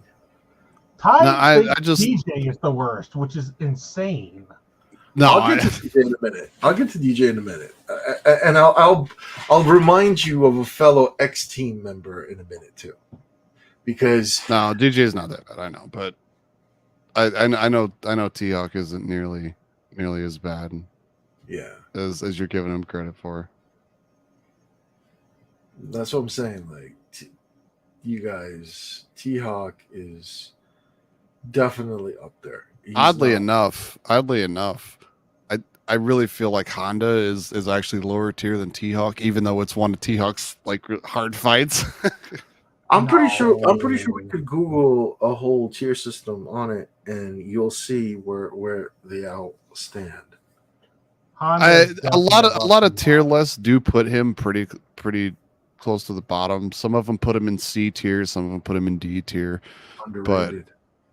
But at the same time, like I know, like in more modern states, like I know that he's come a long way from what he used to be. Yeah, I disagree. You guys have to see him play. In order. I'm not saying that I can use T-Hawk like that though. Yeah, but again, see, you keep saying you have to see what the character you can do. Like, I'm not saying he can't do anything. I never once said that. Every character in the game can be played effectively.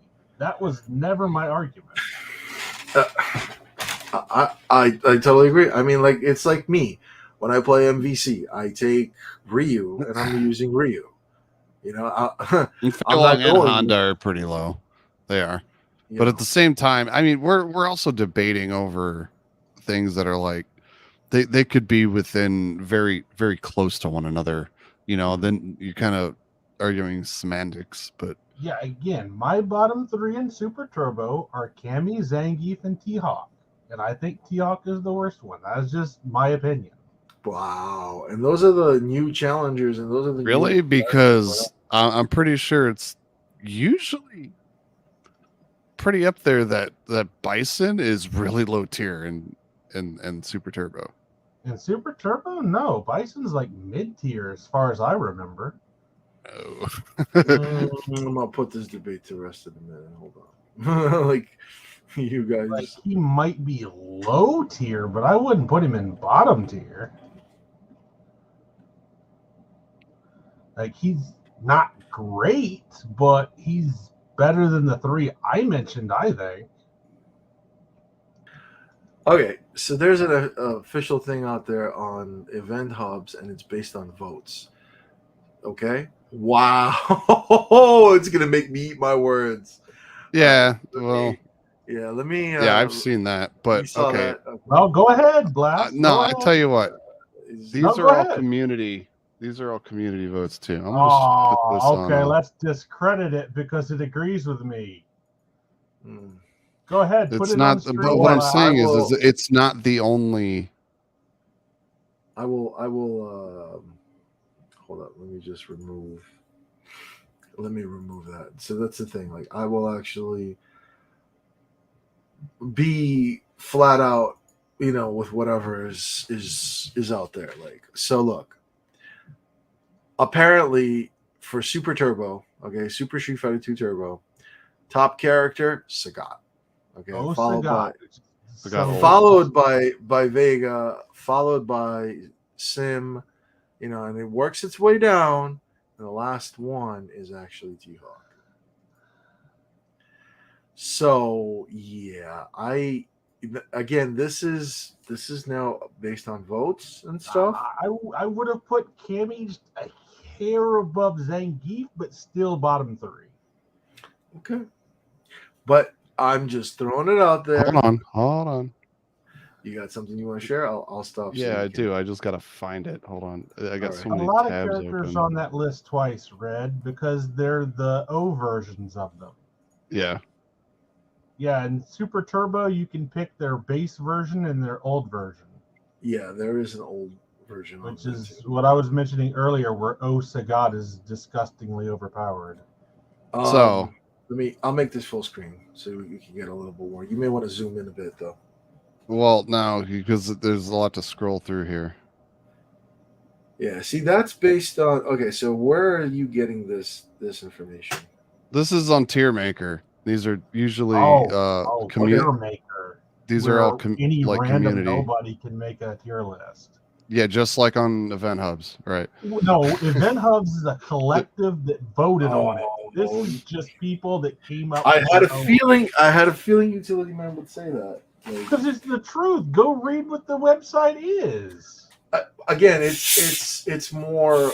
Well, he Hey, has look a right point. here. Read. See, I have a point. Listen, Super Street Fighter 2 is created by community voting.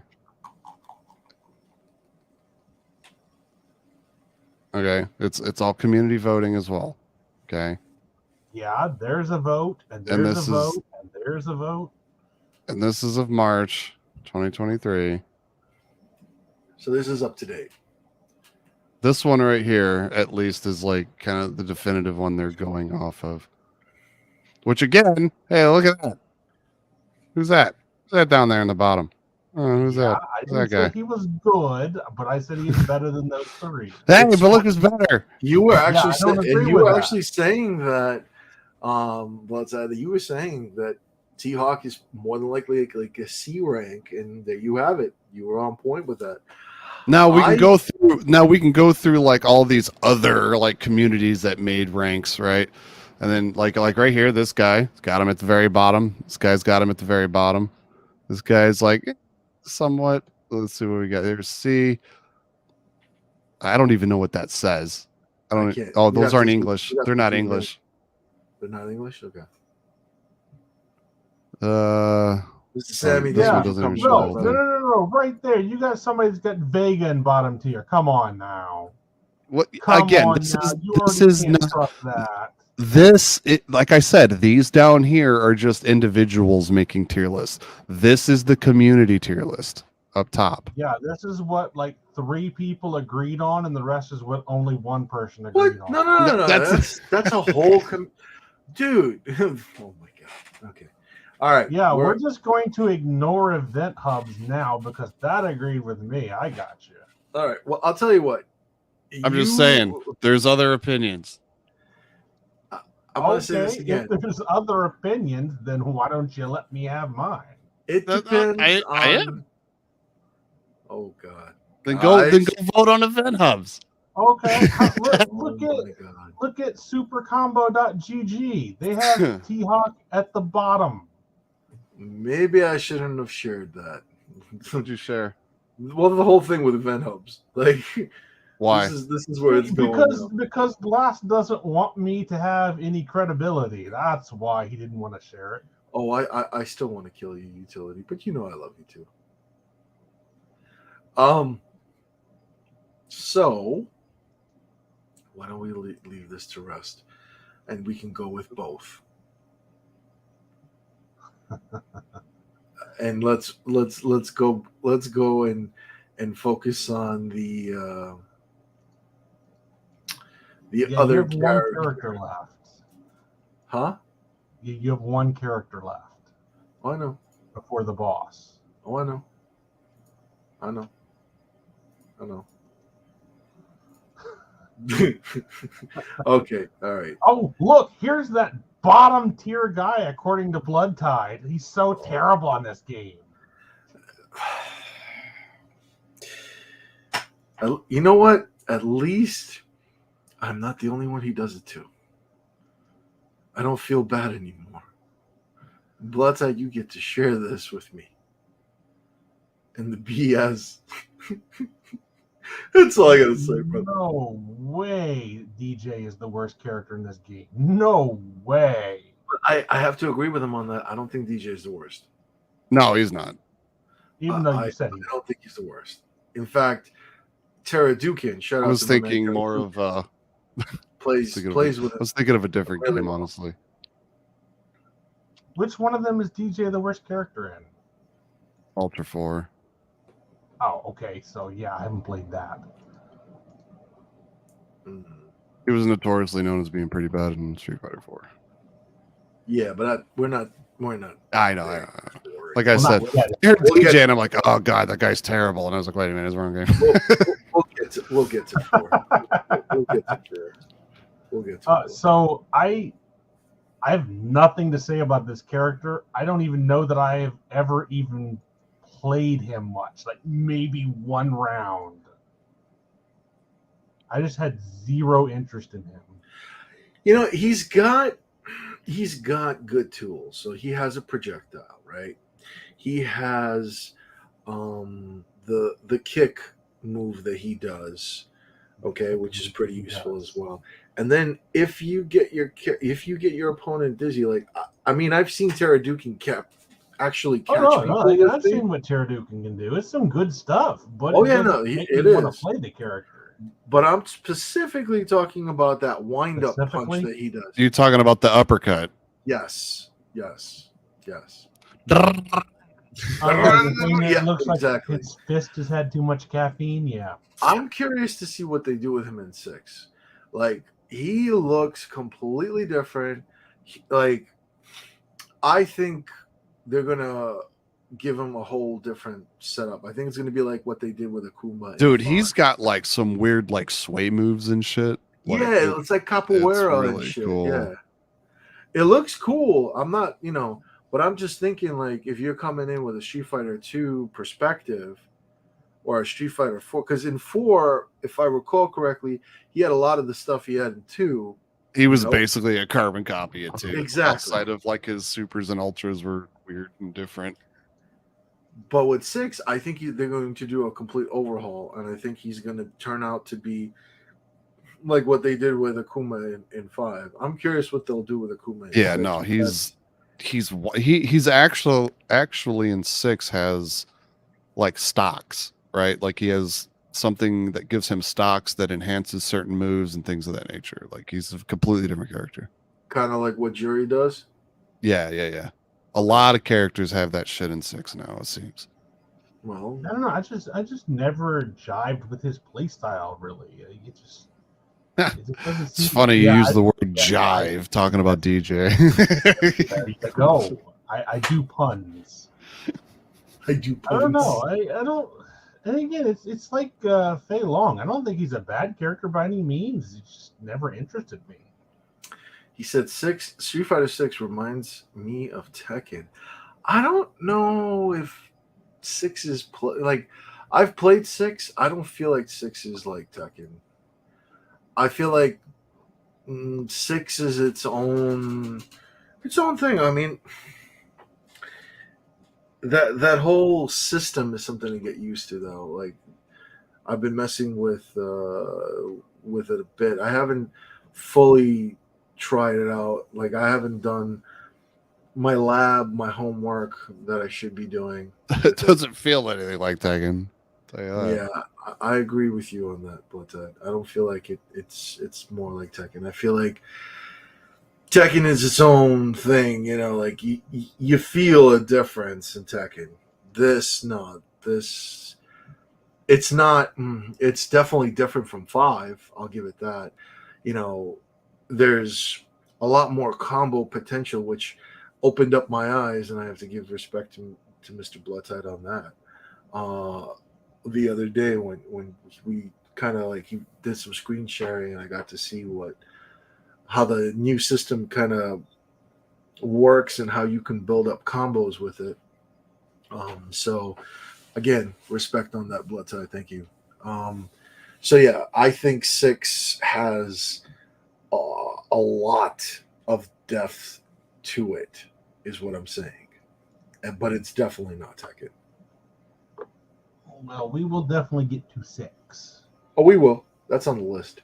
But as far as DJ, if you guys ever want to see a good DJ, check out my man Teradukin. He kicks some serious ass with DJ. Yeah, I just have nothing to say about this character. He's just kind of there for me. Yeah. You don't think he's cool? I mean, when I was younger, I thought he was cool. I mean, again, I don't think that he's, bad or anything. Like I said, it's just not interesting to me. Okay. Well, I know what character interests you. We all know. I know what running bad joke interests you. Well, but now you got 2. Go ahead. I know you want to. Okay.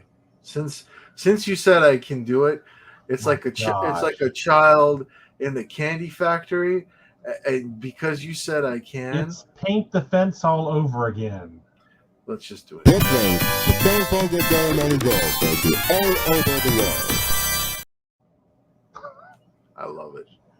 I know you. We all know you love it by now. Oh gosh. So you got one character left. If you thought to set up a portrait for them.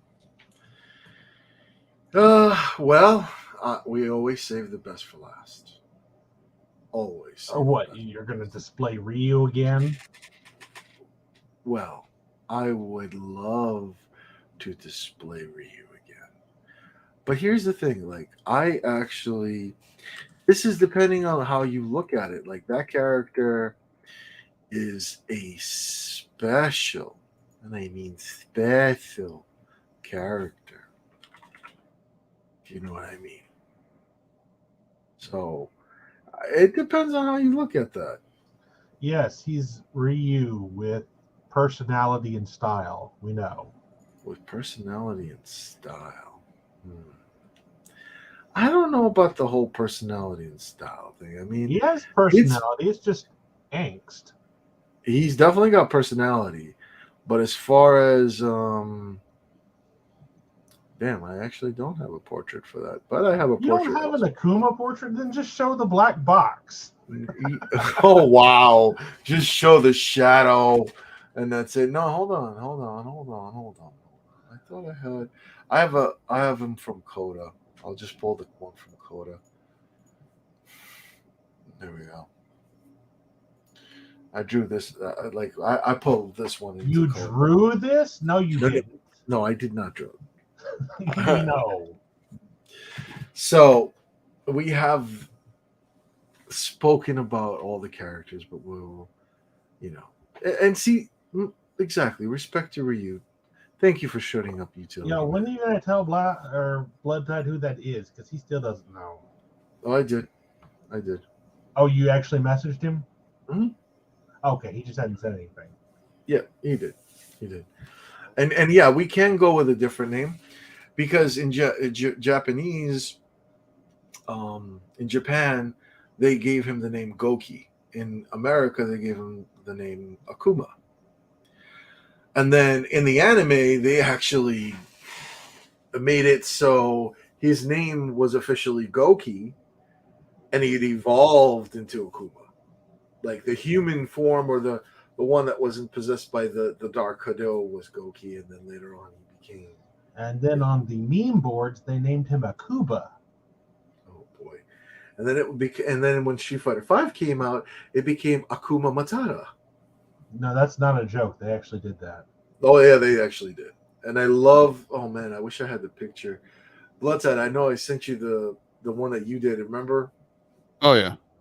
I would love to pull that up right now. I don't have it on me, but I know I sent it to you a while ago. Oh God, you put it everywhere, man. I think I know where I have it. Hold on, I'll go dig it up. But talking about him, like he's been in tournaments, he's been in all kinds of things, and yeah, we can talk about Shin Akuma because the true version of Akuma was different. Like Shin Akuma is what they refer to as Shin, meaning true in Japanese. I thought it was just that part of your leg. In America, for you, yes. But there was definitely a difference. So where's femur Akuma? Oh boy, I knew it was gonna go somewhere with him. And then he tells me I have the bad jokes. Well, I'm not saying I don't have bad jokes, but I don't make them 10 times during the same stream like you do.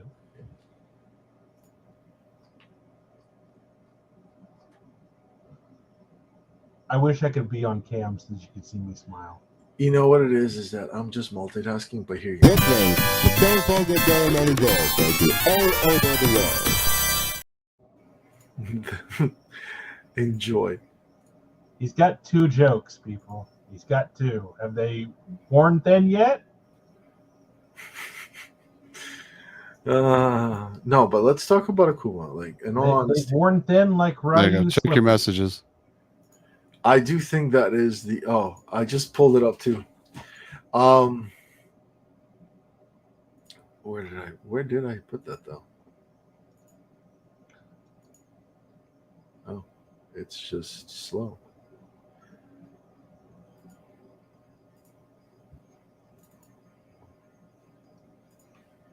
So, talking about this, BloodTide drew this, which I will.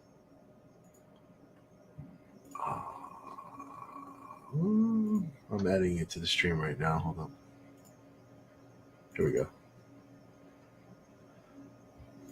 So, yeah. We waited that long for that. Bro. We waited that long for that. Bro.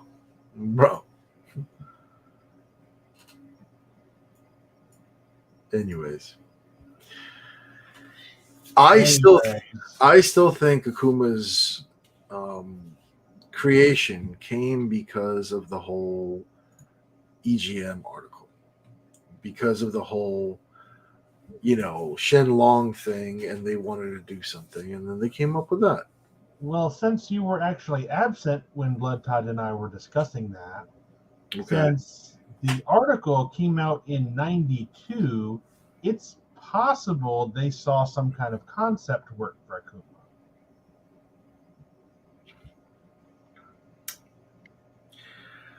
The concept work was from where and how? I'm just saying it's possible. I'm not saying definitively. Right. See, my man EJ, he remembers the April Fool's mag. That's exactly what I'm saying. Is that I think that mag is what inspired the creation of Akuma, because it was so good. A lot of people were actually trying to get that out. They were trying to do that, and that's what led to it. Yeah, except if y'all were here earlier in the stream, it was, it inspired Goken. Now it inspired Akuma. No, it inspired Akuma, but the drawing and the art inspired Goken as well. Yeah, and then it inspired Capcom to finally come out with Street Fighter 3.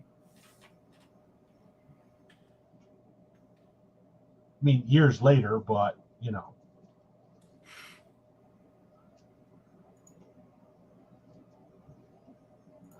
I don't know. The thing with this character was mostly shock value, because if you played it in the arcade, you saw him in the intro, and then you couldn't figure out where in the game he was, because he was actually pretty hard to unlock.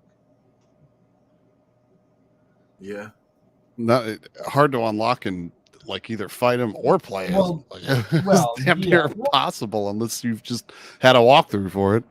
Well, I meant play against him, but yeah.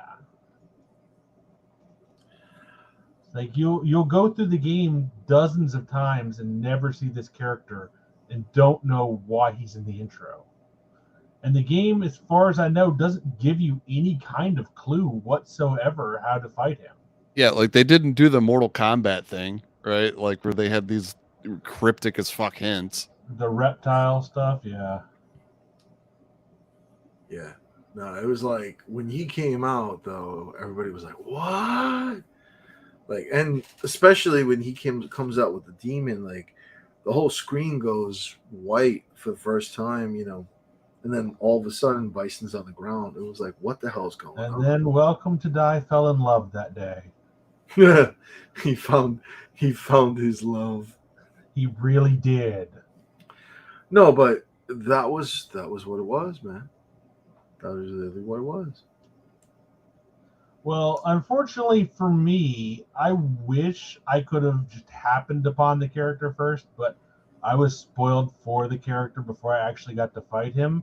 I kind of envy anybody that actually figured out how to fight him without getting spoiled for it. That happened to me, actually. But okay, and I take it back. Fair. I don't envy. I take it back. I'll be fair. So the way it happened for me was I wasn't the one that was playing. I used to work at a video store, and when I worked at the video store, we actually had Super Turbo as a machine. And by that time, Super Turbo was out for a period of time, but I was unaware of Akuma. I was unaware of him being, and even though I saw, I think the Super Turbo intro and all this other stuff, I didn't understand or comprehend what that was about, and I remember watching somebody playing, and that happened to them, and they were expecting it because they wanted to fight him. But for me, it was my first time watching, and I was experiencing it because this guy was like the neighborhood good player of Street Fighter, and I was watching him because I wanted to, get better or whatever. And he ends up getting to Bison, And all of a sudden that happens, and I'm like, what the hell is that? And he's like, oh yeah, this is the hidden character you fight at the end, in this game, in this version. He's like the ultimate boss, is what I think he said to me back in the day. And I was like, wow. That was my experience when I first saw him. Your experience was wow. Okay, that's believable. No, I'm being real. I mean, wow. That's Yeah, that's wow. quite the experience. Wow. I know. Wow. It just must have stuck in your mind forever. Oh God. You know what? I'm just gonna mute. Give him the Owen Wilson Award. Wow.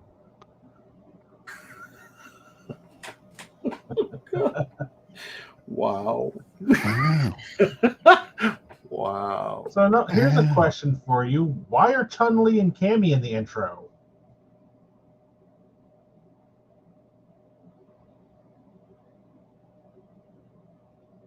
I love the silence. Wow. Wait, what? You say why are Chun-Li and Cammy in the intro? Yes. Because they are. Why See, doesn't we know why Cammy Ryu like is. stick her tongue out or something in that shit? Yes. It's weird, right? Like We why? get why Ryu and Akuma are there. Why are Cammy and Chun-Li there? Eye candy, bro. I can't. Yeah, exactly. Why are you playing the anniversary one? Because we didn't get a chance to talk about anniversary. Gosh. Fine. Well, I We guess we'll need end to with finish it off anniversary. with anniversary. That's why. And you know what? It looked like somebody put this shit in 1.5 speed. It definitely did. Talking about eye candy, I'll be honest, I did click on the wrong one.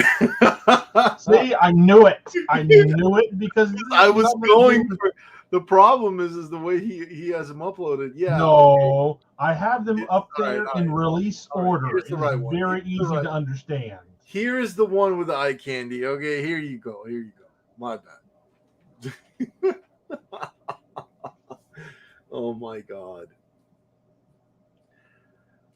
But it's true with what you were saying with regards to the tongue. I was like, what the hell is that about too? Yeah, look at the she's pose. basically doing the Kakyoin meme lick thing. Maybe. No, not. Never mind. But no, seriously, why are they in the intro? What did they have to do with the overarching story? That I mean, you had Akuma, you had Ryu, you had Chun-Li, and Cammy. Why? exactly. I mean, You could have left that with even just Ryu and Akuma, and it would have been all right. Well, we would have understood that at least. Why it's the two of Yeah, them. right. Well, to be fair, when you did certain EJ's like, it's diversity. There's the only two females. It's the only two females in the game, right? Like, I'm not complaining they're there. I'm fine with that. I just want to know the reason. it's the only two females in the game. Just might as well. Right. So the whole thing is when you had just Super, it was just Ryu by himself. Like right now I'm playing Super. So with that, it was just Ryu just doing the Super Fireball. So they were like, okay, we're going to introduce Akuma. So it was like, okay, but let's make it so that it's not as boring with just the two of them. Yeah, they could have left it like that. But then... What do you mean not just as boring? That's not boring. No, dude, this image of like fully sprited out Ryu in the pose with the gi bouncing off sync with him and everything, dude, that was so sick back then. Oh yeah, right? Dude, that thing still stands the test of time. Well, every time I see that, that's still, like that's all you needed. Now we're just gonna throw in this the two girls just sliding into the background, make one little quick motion, and they're gone. Well, for Super, that was just so they could show off the CPS2 engine. Like it was. Maybe. But I'll tell you, with regards to like future iterations of Street Fighter, they started to add on different characters and stuff. Like I loved like the Street Fighter Alpha intros with all the different characters, all that other next stuff. Week, dude. Next week. I know. I don't want to but I want to prepare the audience a little bit too. So, Well, real I quick just before you go back to the anniversary edition, so Super Turbo also had super moves that we didn't mention, but yeah, there you go. there you go. Every single one of them had their own different iteration of it, Yes, they did. which was pretty cool. So That bar that you see at the bottom. the anniversary edition, I actually owned this one, and I had a lot of fun with anniversary edition. I'll play the anniversary edition. We did hold a tournament for anniversary edition as well. I was expecting a little bit more of a bigger turnout. I'll be honest, because Me too.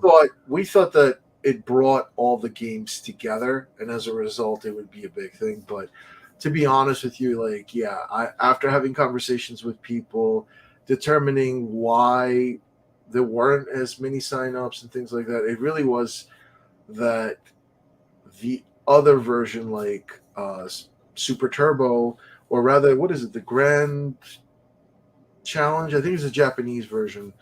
Yeah. I forgot what it's called, but it's the one that everybody plays on Fightcade. That one is the reason why everybody plays it on Fightcade is because there's less bugs. It's more of like the quote unquote definitive, if you will, for emulation and all that. Yeah, but I'm so disappointed more people don't play Anniversary Edition. Like, I get the inherent flaws with it, but as far as options go, like none of them come close to this. Oh, I remember when it was just the three of us playing it. We had a lot of fun playing this game.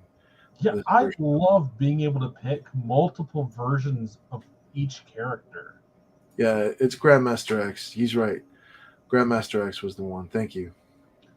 Yeah, if I want to pick Championship Edition Guile, I can do that. If I want to pick Super Turbo Dalzium, I can do that. If I want to pick Hyper Fighting Ken, I can do that. All in the same game. We did talk about games. But I want to play World Warrior Cammy. By the way. Yeah, that didn't exist, and you know it.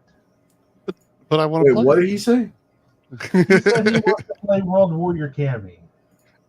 I understand. Oh my gosh. I understand. Now just look into those deep blue eyes. I understand. That blank expression. I understand. Now you just got to draw a tongue.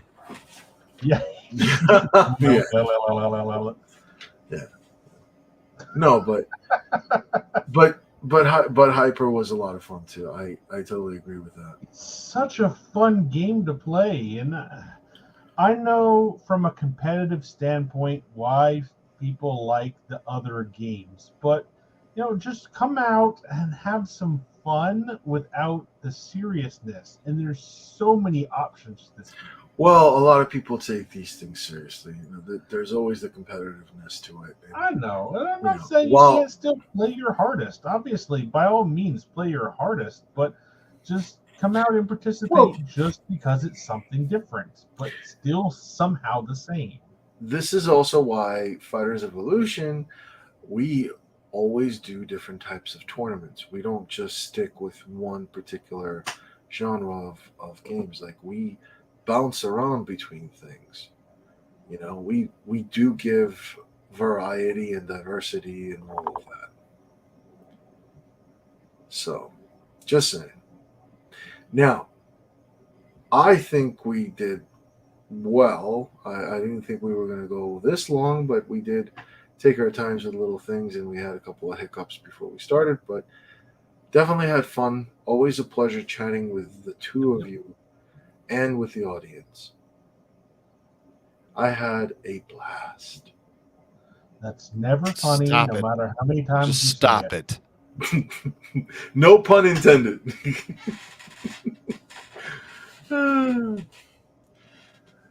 Before I close this out, is there anything you guys want to talk about? I think we've pretty much covered all the bases. Okay. What Frank? But don't forget, there are miracles of you all over the world. You know I'm ending it with that. I know you are. I'm actually, you know what I'm going to do is I'm going to play the game over, and then I'm going to go into that. That's what I'll do.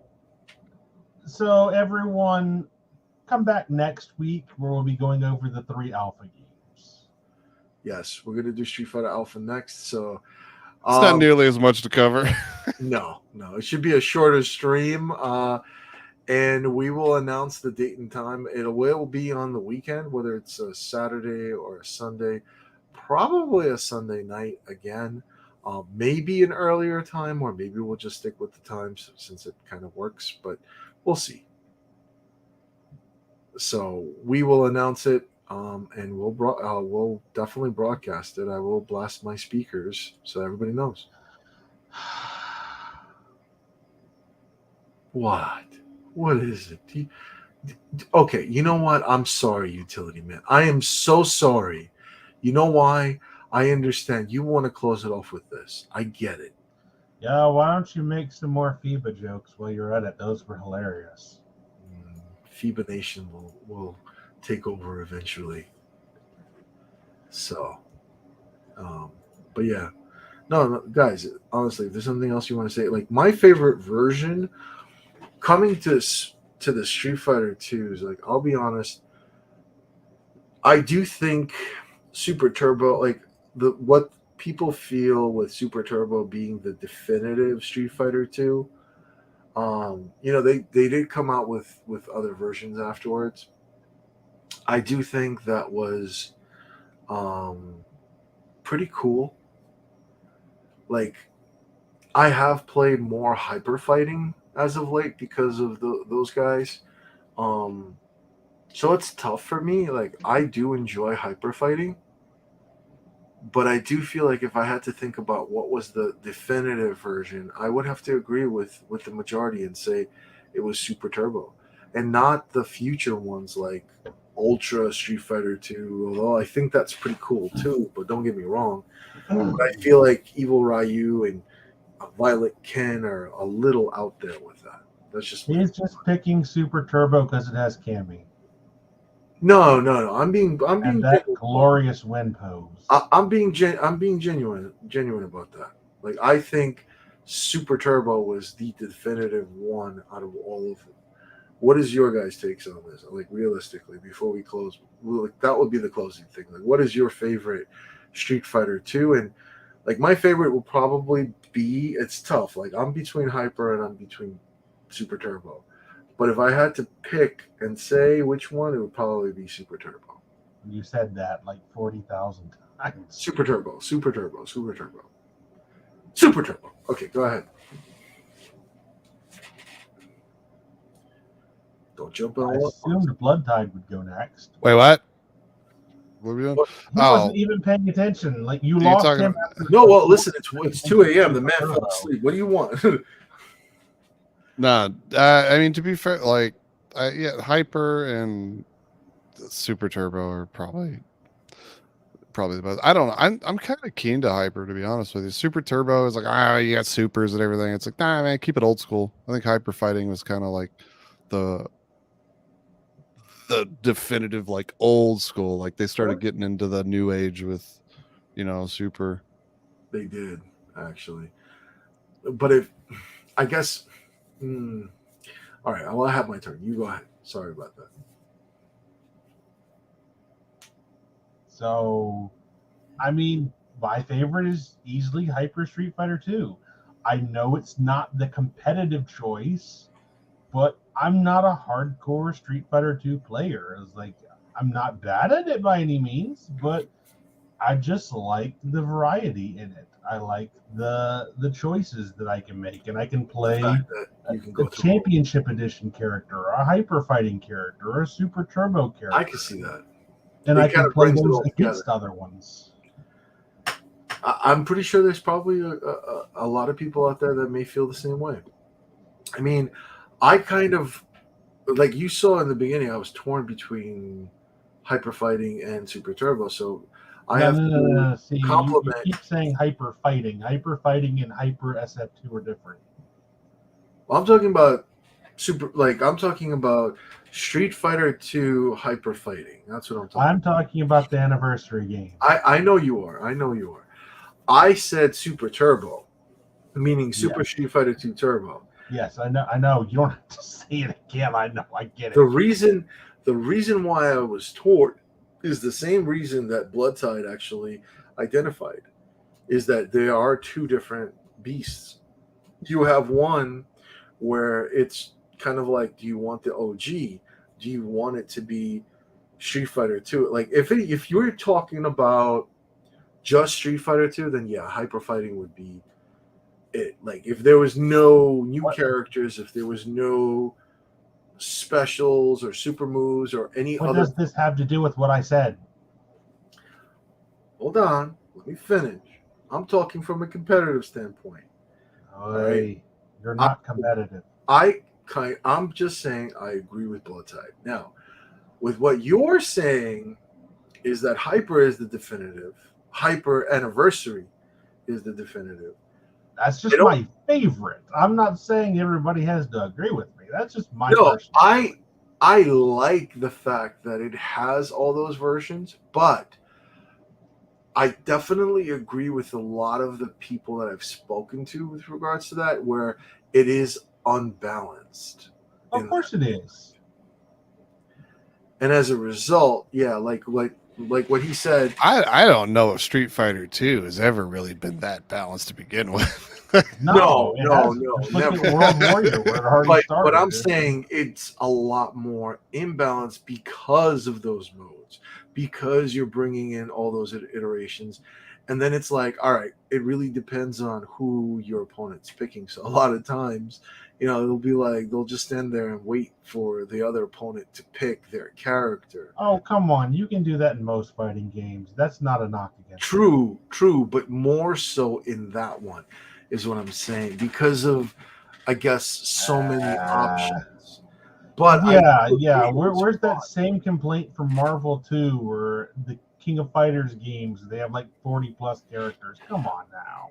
But I do agree that it was fun, and I do think that, like when we all played, it was a lot of fun. And I'll leave it at that. Hyper Street Fighter 2 is not the competitive choice, and I'm good with that because I'm not trying to play the game like a serious competitor. I just want to have some fun with it. I understand that too. I get that too. So I do get that. If you want to talk competitive sake, then I kind of have to say Super Turbo's probably the better one, but yeah, it's just not. I prefer Hyper Street Fighter 2 to play. Oh yeah, no, I get that. So I do want to just also let the audience know that we have been working on some things behind the scenes, and we will be, and I announced it earlier somewhere in midstream. We will be releasing a new show on Tuesdays. It will be Street Fighter Tuesdays. So I just wanted to let everybody know about that is in the works. That is something we will be coming up with probably sometime in May, I'm hoping. So I just wanted to let everybody know. But yeah, other than that, guys, let's go ahead and wrap up. So thanks everybody for tuning in. Yep. BloodTide, Utility. Is there? Definitely had fun. Can't wait to review and discuss Street Fighter Alpha on the next show. All right, let's take us away with that bomb that has no business being in the game.